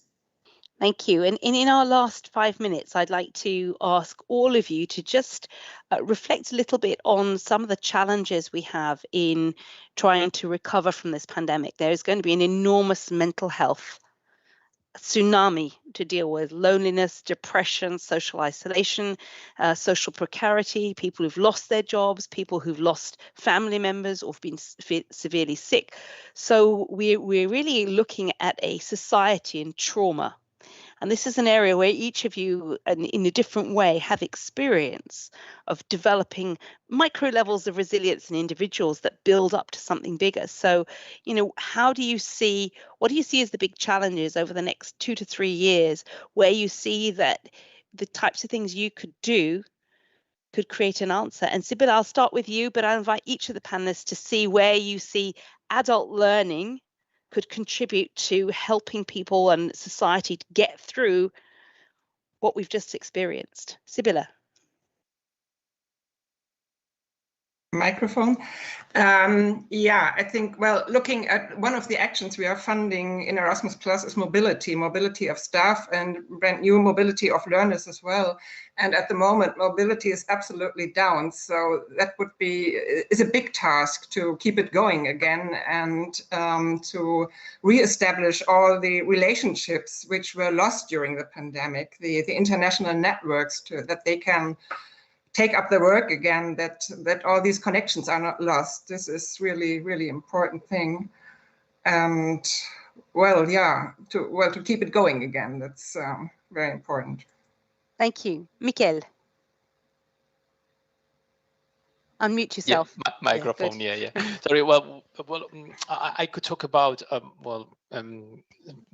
different details, but I'd like to focus again on something we don't pay attention to. We learned that, well, lockdown measures or in Spain or across Europe or in the world meant that, well, we thought that the students, well, they're already isolated, so what can happen to them? But we have, well, the prisons are usually built, or the students are built in blocks or modules. We call them modules. And so when during strict confinement measures, and if you have read our community story, we talk about that. It's a double lockdown. So there are massive lockdown measures, confinement measures, and they're well locked up in buildings. And sometimes when the virus was spreading, and that happened quite a lot of times, there was another lockdown, usually in modules or blocks, or sometimes in cells. So there was that sense of pressure, and well, we had to be imaginative and try to be innovative to keep education going. So that would be it, summarizing that we had to innovate to keep their education growing or going, because otherwise they feel abandoned. And of course, they're criminals, as I said before, but they are members of society that will go back to the street. And so if we abandon them, we're abandoning society as well. So we need to take into account those specific centers of education and anticipate problems that we've faced in the past and learn from the past to build up a brighter future, of course. Thank you, Mikkel. Jakob.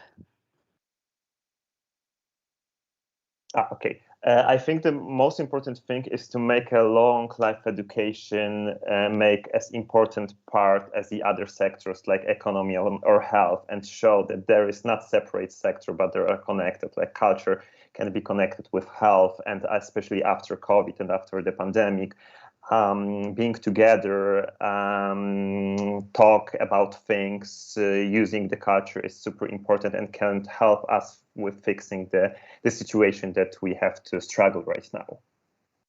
Thank you, Jakob. Sylvie. What we learned during the pandemic also was we were doing a project, it's called Law and Literature at the University of Antwerp, where students in law had to read a novel. And then we came together in small groups of 10 students, and we were talking about the novel, but also what they feel about the theme in the novel, what they were thinking about it, a bit like shared reading in small groups of students. And there was no right or wrong there as well. And one of the students, we got a lot of feedback, and one of the students said it was the first time during this academic year that I felt treated as a human being. And for us, this is so important that wherever that you are learning something, whether it's at university or in a school or secondary school, whatever, is don't forget that people want to be listened to, that they want to learn things from the heart, that they want to make connection. The social part of learning is so much important. And today in the newspaper, in the Belgian newspaper, they said 17% of the students have mental problems. So I think this is a very, very big issue. And I think listening to people share stories, the layer of beauty is so important that I think, this is a strong lesson for the post-pandemic era. Excellent, thank you. And thank you to all the members of our panel, to Sibylle, to Michael, to Jakob, and to Sylvie for sharing experiences. Because what's very striking, I think, for me is listening to how all these examples is the way that adult learning gave people who are on the margins or outside of society a common experience that's shared with people in mainstream. For homeless people, being in a book club, a reading club. For prisoners, the chance to have an identity as a student. So, but we shouldn't underestimate the challenges of supporting individuals who have very difficult personal contexts. For example, trauma or abuse, a history of drug and alcohol addiction, violent behavior, or even discriminatory mindsets, that each individual comes in to the adult learning environment with these individual challenges. And this is, I think, both the magic and the challenge for the adult learning environment. Unlike when you teach children in school, people come into adult learning from very different contexts, and you have all given us this wonderful outlines and examples of how that context can be both respected and individuals can still make progress from wherever they start.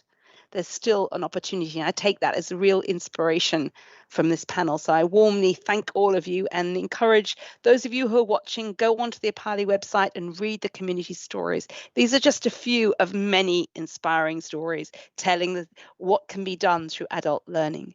So thank you to all. We're going to be having another short break, a 10-minute break, before we have our keynote speaker, Otto Sharma, who I think will be really inspiring. We will start again at 12:30, and in the meantime, we will be again showing you another little video. This is the Erasmus Plus video, and we're going to be showing you now something which will be a promotion on how EPALE works and how the Erasmus Plus program works. Thank you all to this panel, and we'll see you live at 12:30 with our keynote speaker. Thank you. Thank you. Would you like to learn new skills and develop your career in adult learning? Are you looking for good practice resources to help improve your training? Do you want to stay up to date with the latest news, events and activities in Europe? You'll find everything you need to know about adult learning on EPALE. EPALE is the European multilingual open membership platform that provides the content, resources, training and networking that will help you learn new skills, stay informed and get involved in the adult learning community. The platform enables members to connect with and learn from colleagues throughout Europe. Be inspired by thousands of blogs, stories and insights from other adult learning professionals. You promote your content, exchange knowledge and share your opinions on key issues. Why not visit EPALE today and see what it can do for you? There are many ways to communicate and cooperate with your colleagues on EPALE. Collaborative spaces and communities of practice enable you to connect with other professionals, while the Partner Search and the Erasmus Plus space create new opportunities for your organisation. You can also learn new things and improve your skills with open educational resources, online MOOCs, and a comprehensive course catalogue. Join EPALE for free and be part of your community. Don't miss out on the chance to develop your career and strengthen your organisation. Get involved in EPALE today.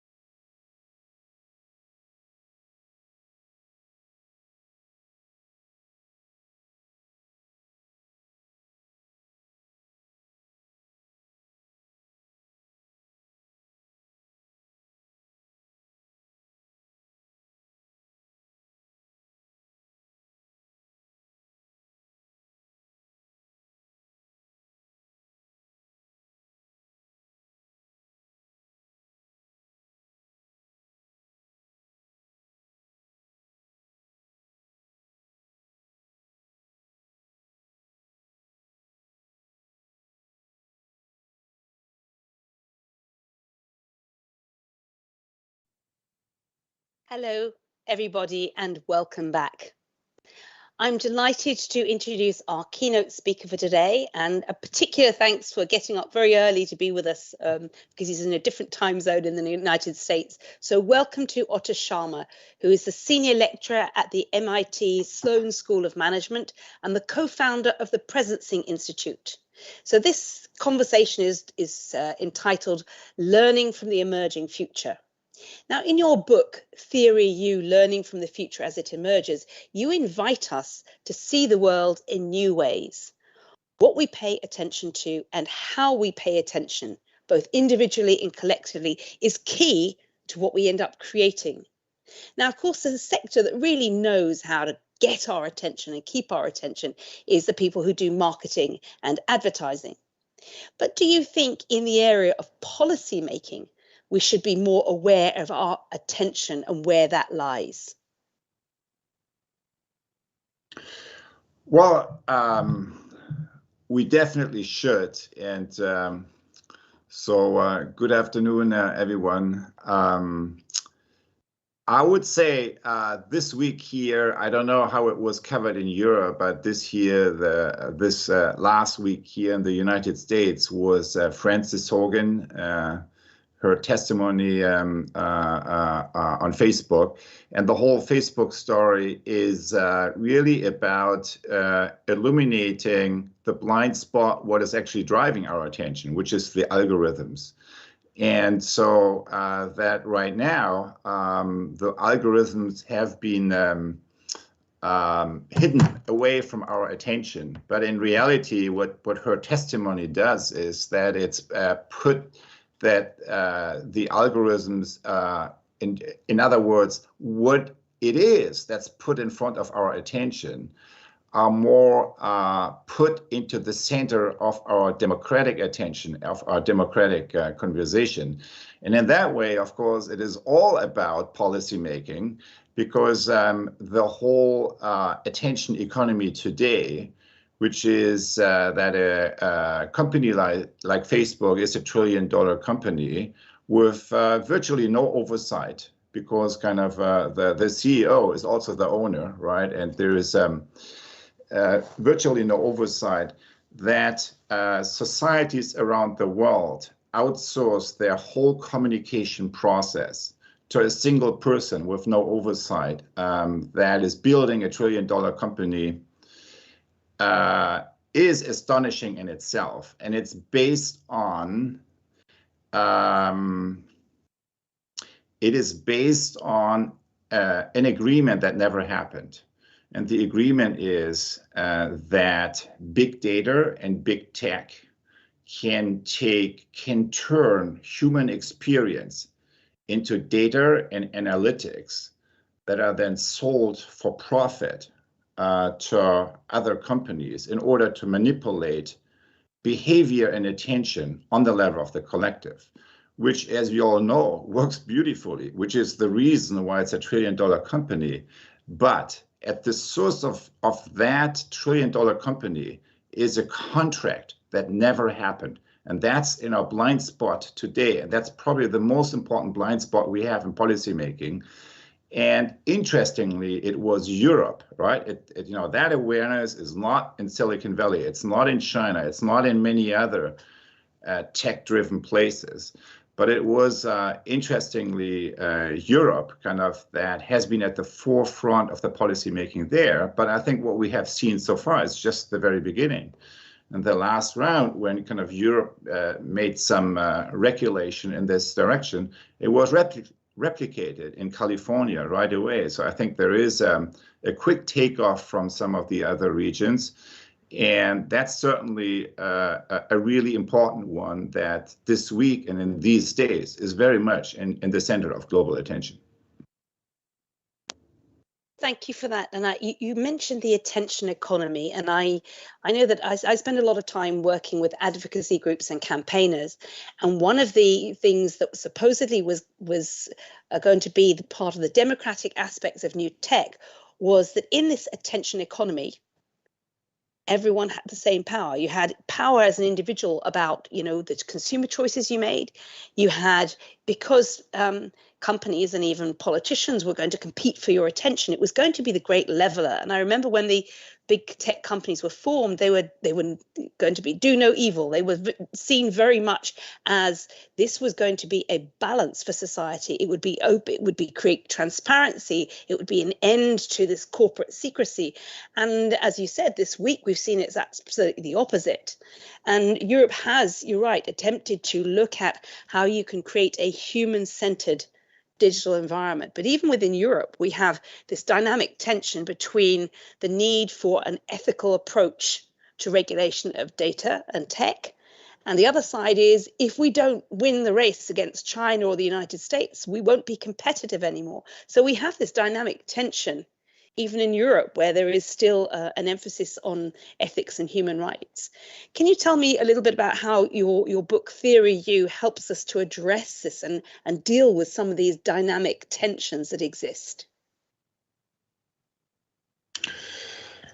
Well, there's so many aspects to your question. So I would say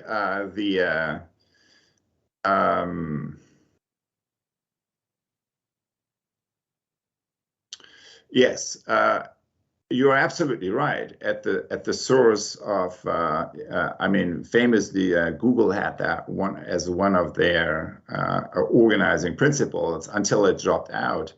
And I think it is a great question, and kind of a lot of the people working in tech are actually inspired by making the world a better place.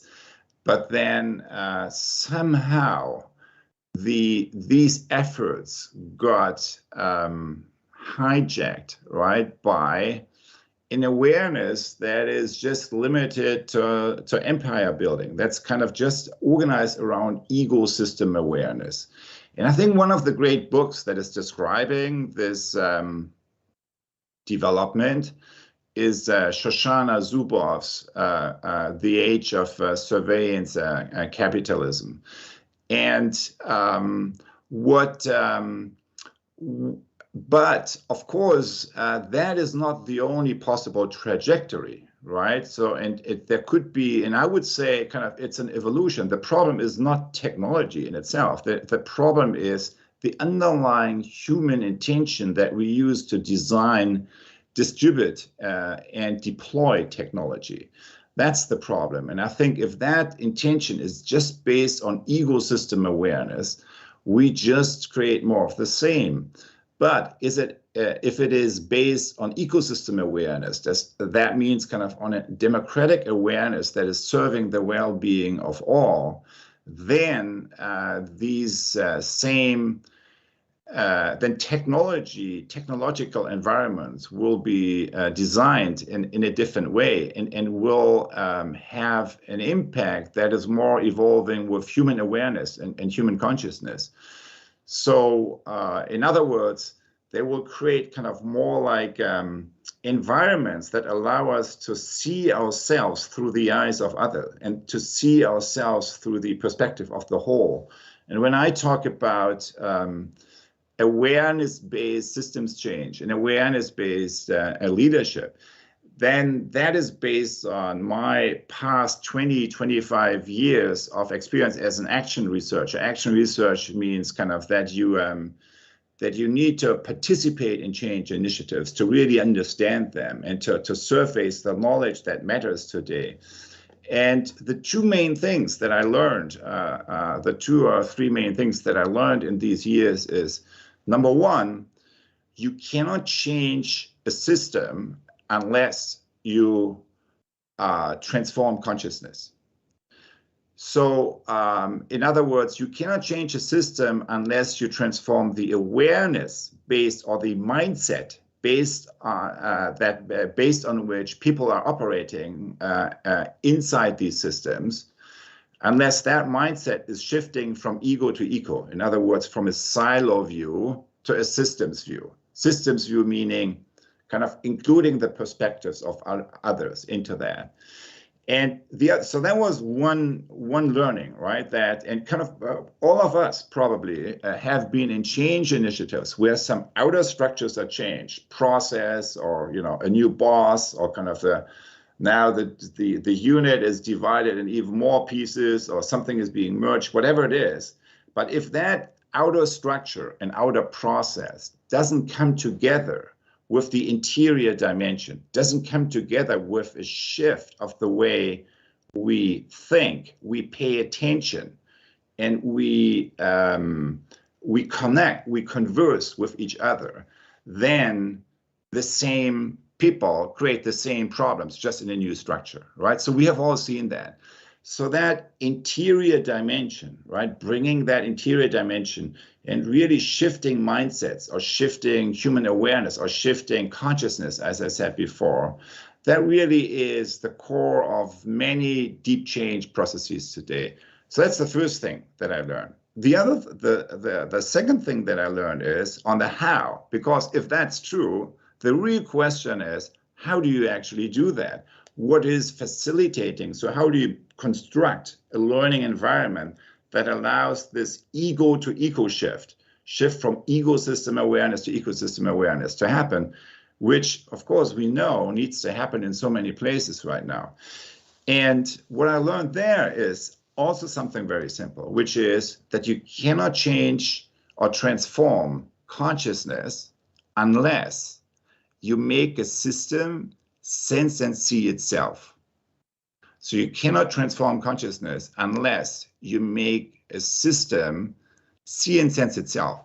So from a traditional systems thinking view, you would have said you cannot transform consciousness unless you make a system see itself. Okay?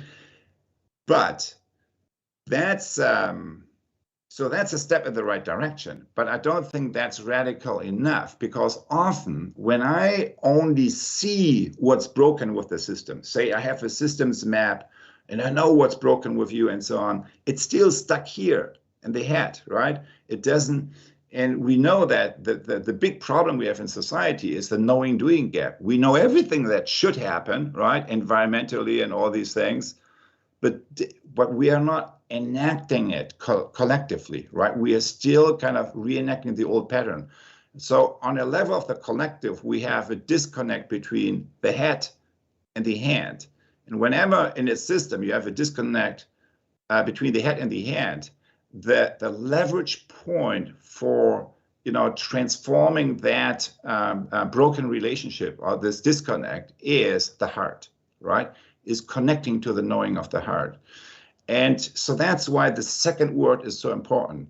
Make a system see and sense itself, right? Because if I cannot feel the pain of the other, right, in the system, if I cannot feel the pain of those that we exclude with our various mechanisms of exclusion, then I'm very unlikely to take action in a way that's really transformative.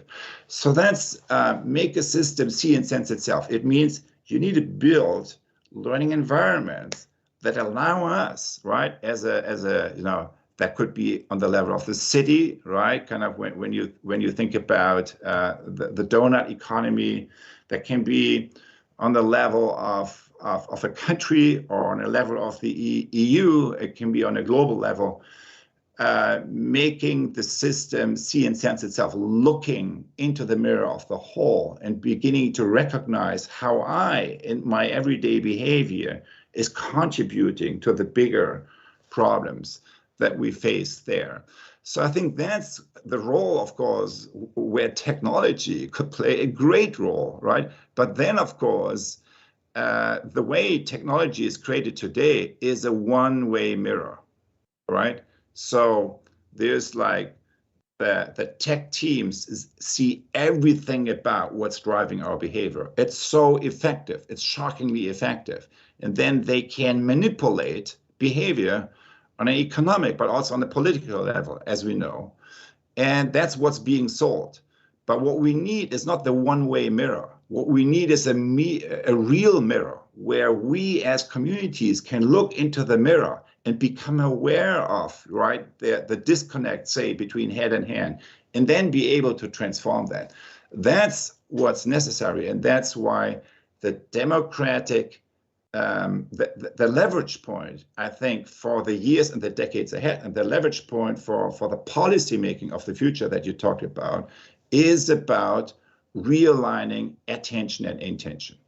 Because realigning attention and intention is, I believe, the real superpower of our age. The real superpower is not the US, right? It's not China, right? The real superpower, as we saw in the pandemic, is our capacity to realign attention and intention on the level of the collective, right? That's when we can make mountains move. That's when within weeks we can transform collective behavior. That's when we can move trillions of dollars and align it with our own intention. So there's a lot of these things that we thought are given and are driven by external laws can be actually subject to human intention, both on the level of the individual and on the level of the collective. I think that's what we learned from COVID, and that's what we now need to apply to the big challenges ahead of us. Thank you, Otto. It's really interesting listening to you, and I was very much struck by, as you say, COVID is a transformation event. It has touched, 90% of the world's workplaces and 90% of the world's education places were disrupted. So it was truly a global threat. And that created this alignment between the intention to find a treatment or a vaccine and the political will and the resources. But I'm already seeing that the parts of the world that have got high levels of vaccination are champing at the bit to go back to normal, to get back into business as normal, to get the economies going. And the large parts of the world, which are already the parts of the world that are suffering from climate change and others that are unvaccinated and not getting access to this. So we had this moment of clarity, of alignment between intention and attention. But I sense that starting to dissipate already. And I'm wondering, because we have a community here of the adult education environment, we talked in the earlier panel about the power of adult education to make connections, bridges of empathy, to bring people to shared values. But it's the least funded sector of the education world. It's got the least resources, and yet we rely on it a lot to give people, citizens, the critical literacy to deal with disinformation, to play an active role in democracy, to challenge the power of institutions, organizations who can literally control their behavior, can manipulate their data, manipulate their emotions. To what extent do you think adult education, is it the inoculator against this power? How strong do you think it could play a role in trying to keep this alignment between intention and attention that was so temporarily visible? Absolutely. I think adult education, adult learning, lifelong learning, these are the most important and least funded sectors. I think if you look at the whole education and leadership sector, so not only the educational sector, but when you look at kind of all learning functions that we also have in organizations, and say leadership development in public and private institutions, then you can think about it really as a matrix, right? So, and on the one axis, you have the evolution of learning. And that's kind of the one big thing that I believe has been going on over the past decade or two, which is old learning environments that are just head-centric, right? Kind of technical knowledge and all of that, purely conceptual knowledge, towards head and hand, that's kind of learning by doing, and then towards in an even deeper form of learning, which is transformational learning, head, heart, and hand, right? So blending kind of all three, head, heart, and hand, and really moving beyond simply kind of learning by doing towards that is also including the access of the knowing of our heart, which often is in learning environment related to the use of social arts, right, in learning environment, and the use of awareness and mindfulness practices.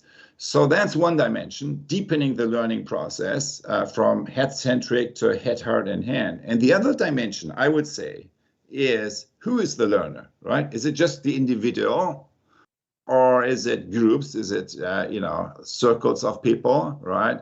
Or is it even whole organizations, or is it even larger systems or ecosystems, right? By which I mean really all the people, all the stakeholders that you need to connect with in order to change how a system is operating, right? That you're dealing with. And those people many of whom tend to be outside of your own organization. So that's kind of the other dimension. And when you think that as a matrix, right, then most of the resources go into one corner, individual learning, head-centric, right? So kind of that's where a lot of a little bit learning by doing and a little bit team learning, but most of that is in that corner. And the blind spot really is transformational learning environments in general, but in particular, transformational learning environments that blend the individual with the collective, right? That blend the individual with the larger systems issues that we face. That's the most underfunded sector. And yet, I would say in Europe, there is a great tradition, right? So I don't know whether you have seen, I think there was an interesting book coming out a few years ago, The Nordic Secret, right? Because if you look at the success stories of Europe, one of them is in Northern Europe, historically, kind of that went from the bottom of the list in terms of development to the very top when you look at outcomes and learning and health and governance and so on and so forth today. And very much at the source of that success story is an educational intervention connected with the originally it was the Danish folk high school, which really was, so today that's really referred to as adult learning and adult development, right? But back then it was kind of whole person, whole systems learning, right? Kind of really creating a different kind of social field that allows the learner to really experience the deeper creative capacities that we all bring as human beings, but that often are not activated in the traditional learning environment, that are just centered around the head. And I think that's really kind of creating these kinds of, I would say, what is that really? It is like a generative social field. So it's kind of an environment that you enter into and that allows you to experience deeper creative capacities that you already have, but that are not activated through the traditional environments we are in. And I think that's what's going to happen. That's what we really need to invest into. And I don't know whether you followed that a little bit, but so one of the interesting developments coming out of COVID is COVID, we first thought that's kind of the great equalizer, but then it was the amplifier of everything that's broken, right, as you said. So one of the interesting things coming out of COVID 2021 this year is what's called kind of the Great Resignation, right? People marching out of their old jobs, where you're underpaid and where none of these deeper creative capacities that I just mentioned are activated. I think that's the main reason. People say, well, why are so many people marching out of their existing job and creating kind of their own enterprise, kind of their own, or kind of starting themselves something new that not only allows them to be more flexible in terms of their work environment, but also to have more control and to have more connection to what they really care about and to activate deeper capacities within themselves. So I think the challenge there for bigger organizations is, how can we create learning environments for people that make us still relevant for the next generation? Because it's particularly the younger people marching out of these old style institutions. And I think that's a really interesting indicator for reminding us for something that we already know, right? the work environment that most of us happen to operate in needs to drastically shift in order to be able to activate these deeper human capacities and aspirations that we all bring, but that in many environments are not really activated. Thank you, Otto. I would agree that one of the big things about COVID is that it was both a transformation event and the great accelerator of trends that were already coming. We already saw within the commercial sector, the companies redeveloping purpose. Not just shareholder value, but why are we here? And this was driven very much by younger employees who have different value sets.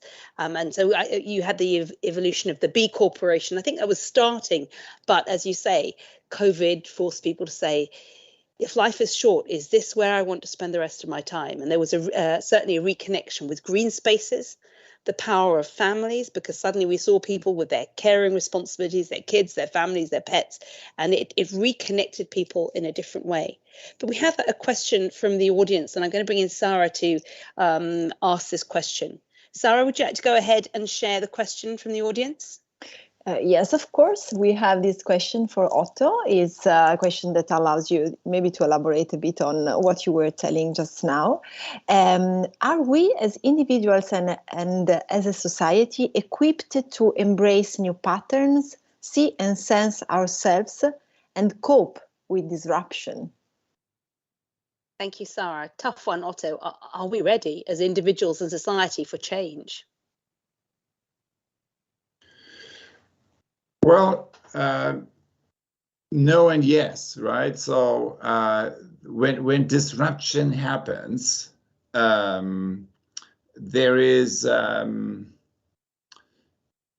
always kind of this feeling that this is overwhelming and that we are not ready. But what we also experience, and I think what we also experience in COVID, is that with disruption also grows the capacity to rise to the occasion. So, for example, in COVID, to really, as we just discussed, right? So to realize that when you look at life and your work life and what you spend attention, what you spend most of your attention and time with, and with whom, right? That these things, when you look at that, look at them from and what is it that really matters going forward? So whenever disruption happens, there is this little gift that we can reperceive. What is it that truly matters to us? Kind of what is it that's truly essential for us? And then from that viewpoint, maybe let go of some of the old patterns, kind of that, occupied a lot of our time yesterday, and make more central going forward some other themes or topics or ways of being that now feel to us more essential. So this whole process of, I believe that whenever disruption happens, we have the ability to let go and let come. Let go of some of the patterns that are no longer, maybe they served us in the past, but they are no longer that essential maybe now and going forward. And then let come more of what we now feel more drawn towards.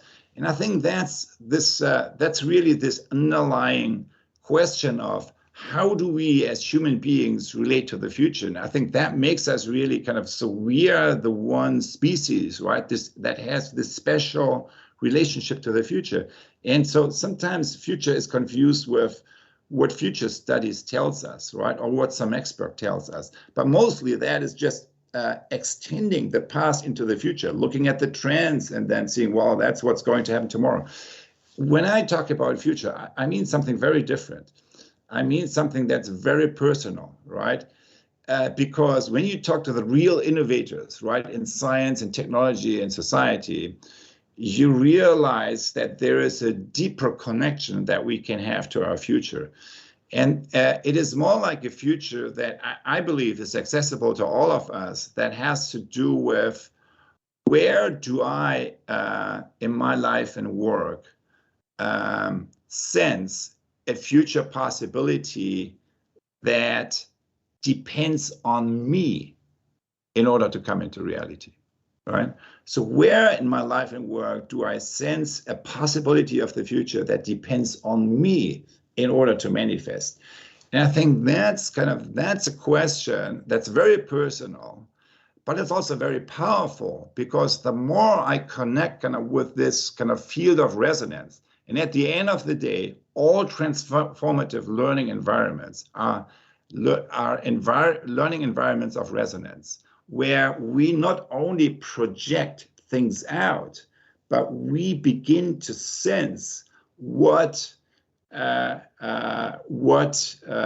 nature, or what a social field, or what kind of another person is speaking to us, right? It's not only projecting out, but receiving back, right? Beginning learning to listen to an emerging space of possibility that, when we pay attention to it, we can connect with around us. And I think it's these deeper learning processes, many of which have to do with becoming more literate with resonance, and allowing, opening up to these deeper ways of knowing that we all have, but that in our traditional learning environments are not fostered, and are not supported in a way that we get methods and tools that allow us to be more literate in accessing these deeper ways of knowing.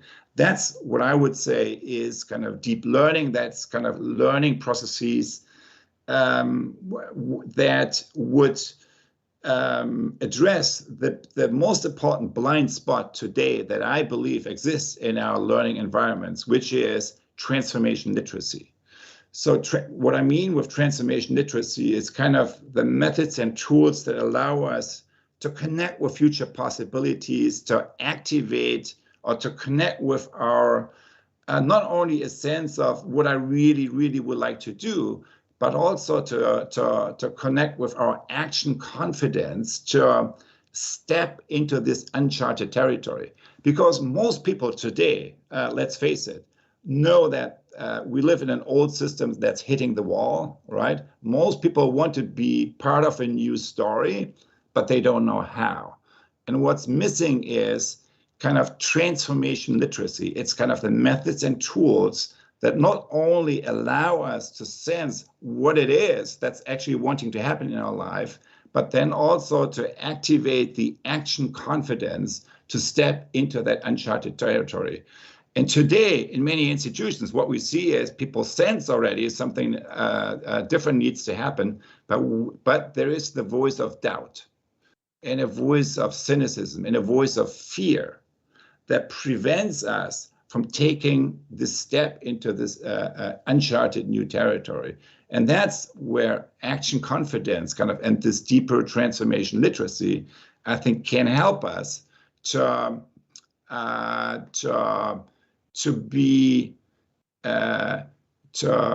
engage with reality in a way that's more aligned with our intentions and less with reacting against what we don't want to see. Thank you, Otto. I think it's very interesting the way you set it out, and also highlighting that the extent to which we are paralyzed by fear, and so much of our response at individual or even society level is as a result of fear. And I'm struck by the fact that, every decade for the last 20 or 25 years, there's been a major thing that has come and has unsettled everyone. So in 2001, we had the terrorist attacks, and that led everyone to question their physical safety. That created a sense of insecurity, and there was a fear that drove policy and politics. Then in 2008 in Europe, we had the economic crisis, which lost a whole generation of people and saw their futures go up. And even though by 2019 we had more people in work than we'd ever had in Europe, a lot of it was part-time work, it was precarious work, it was self-made work, it was individuals who were freelance. And then, we've now had the pandemic, which remind us that we can't even take our own health for granted. And we're in the process of seeing the world explode around us with climate change. I think that will be the next big shock when we realize parts of the earth are no longer livable. But each of those are moments that create a huge atmosphere of fear. And also what you're talking about, the need for transformative learning spaces, needs people to be able to move away from that, because even at a physiological level, when we're in the fight or flight reaction, when our bodies and our vision is literally closed down by fear, there's a difference to what we can physically see when our body is flooded with adrenaline from fear. So how do you see that adult learning could create a space that is safe enough for this transformation to happen, so that the adrenaline can drain away and there is a space of possibility for co-creation rather than the away from motivation that's driven by fear?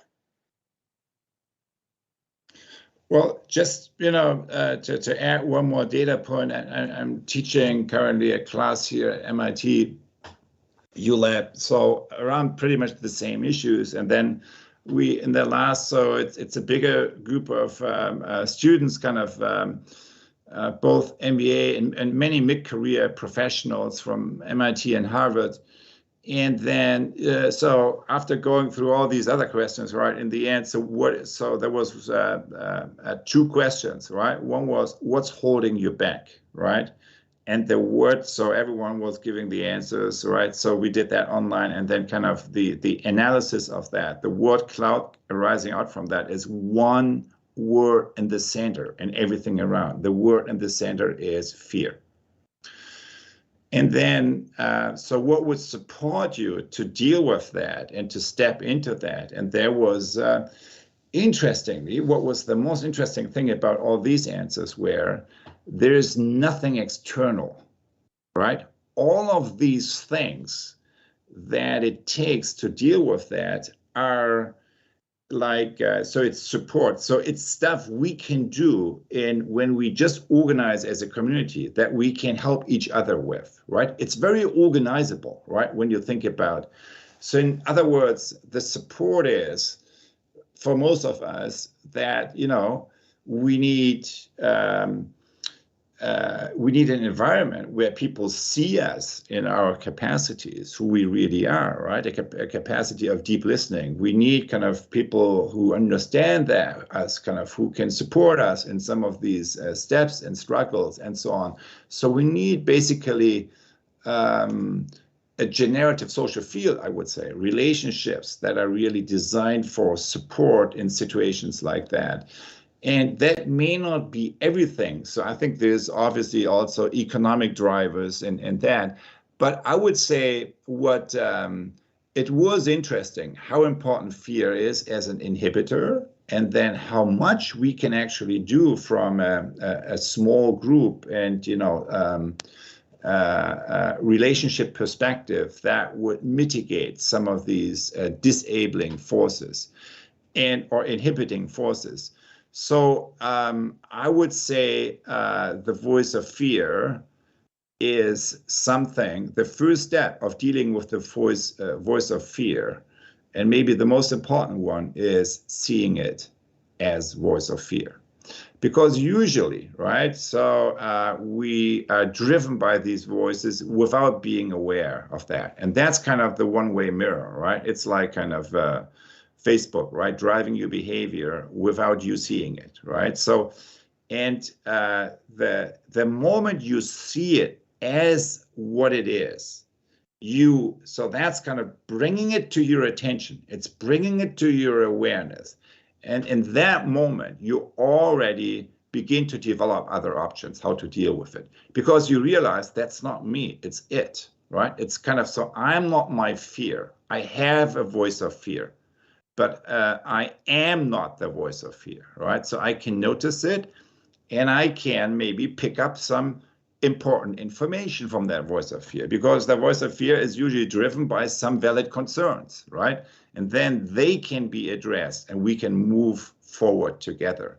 So I think seeing it as voice of fear and making it part of a conversation that allows it to have a legitimate voice without becoming the only thing, right, that's driving our behavior. I think that's where the leverage point is. And then realizing when you put that voice into the larger conversation, there is a lot we can do with the environments kind of that we already have, and that kind of, if organized in a slightly different way, could support us to move into a different direction.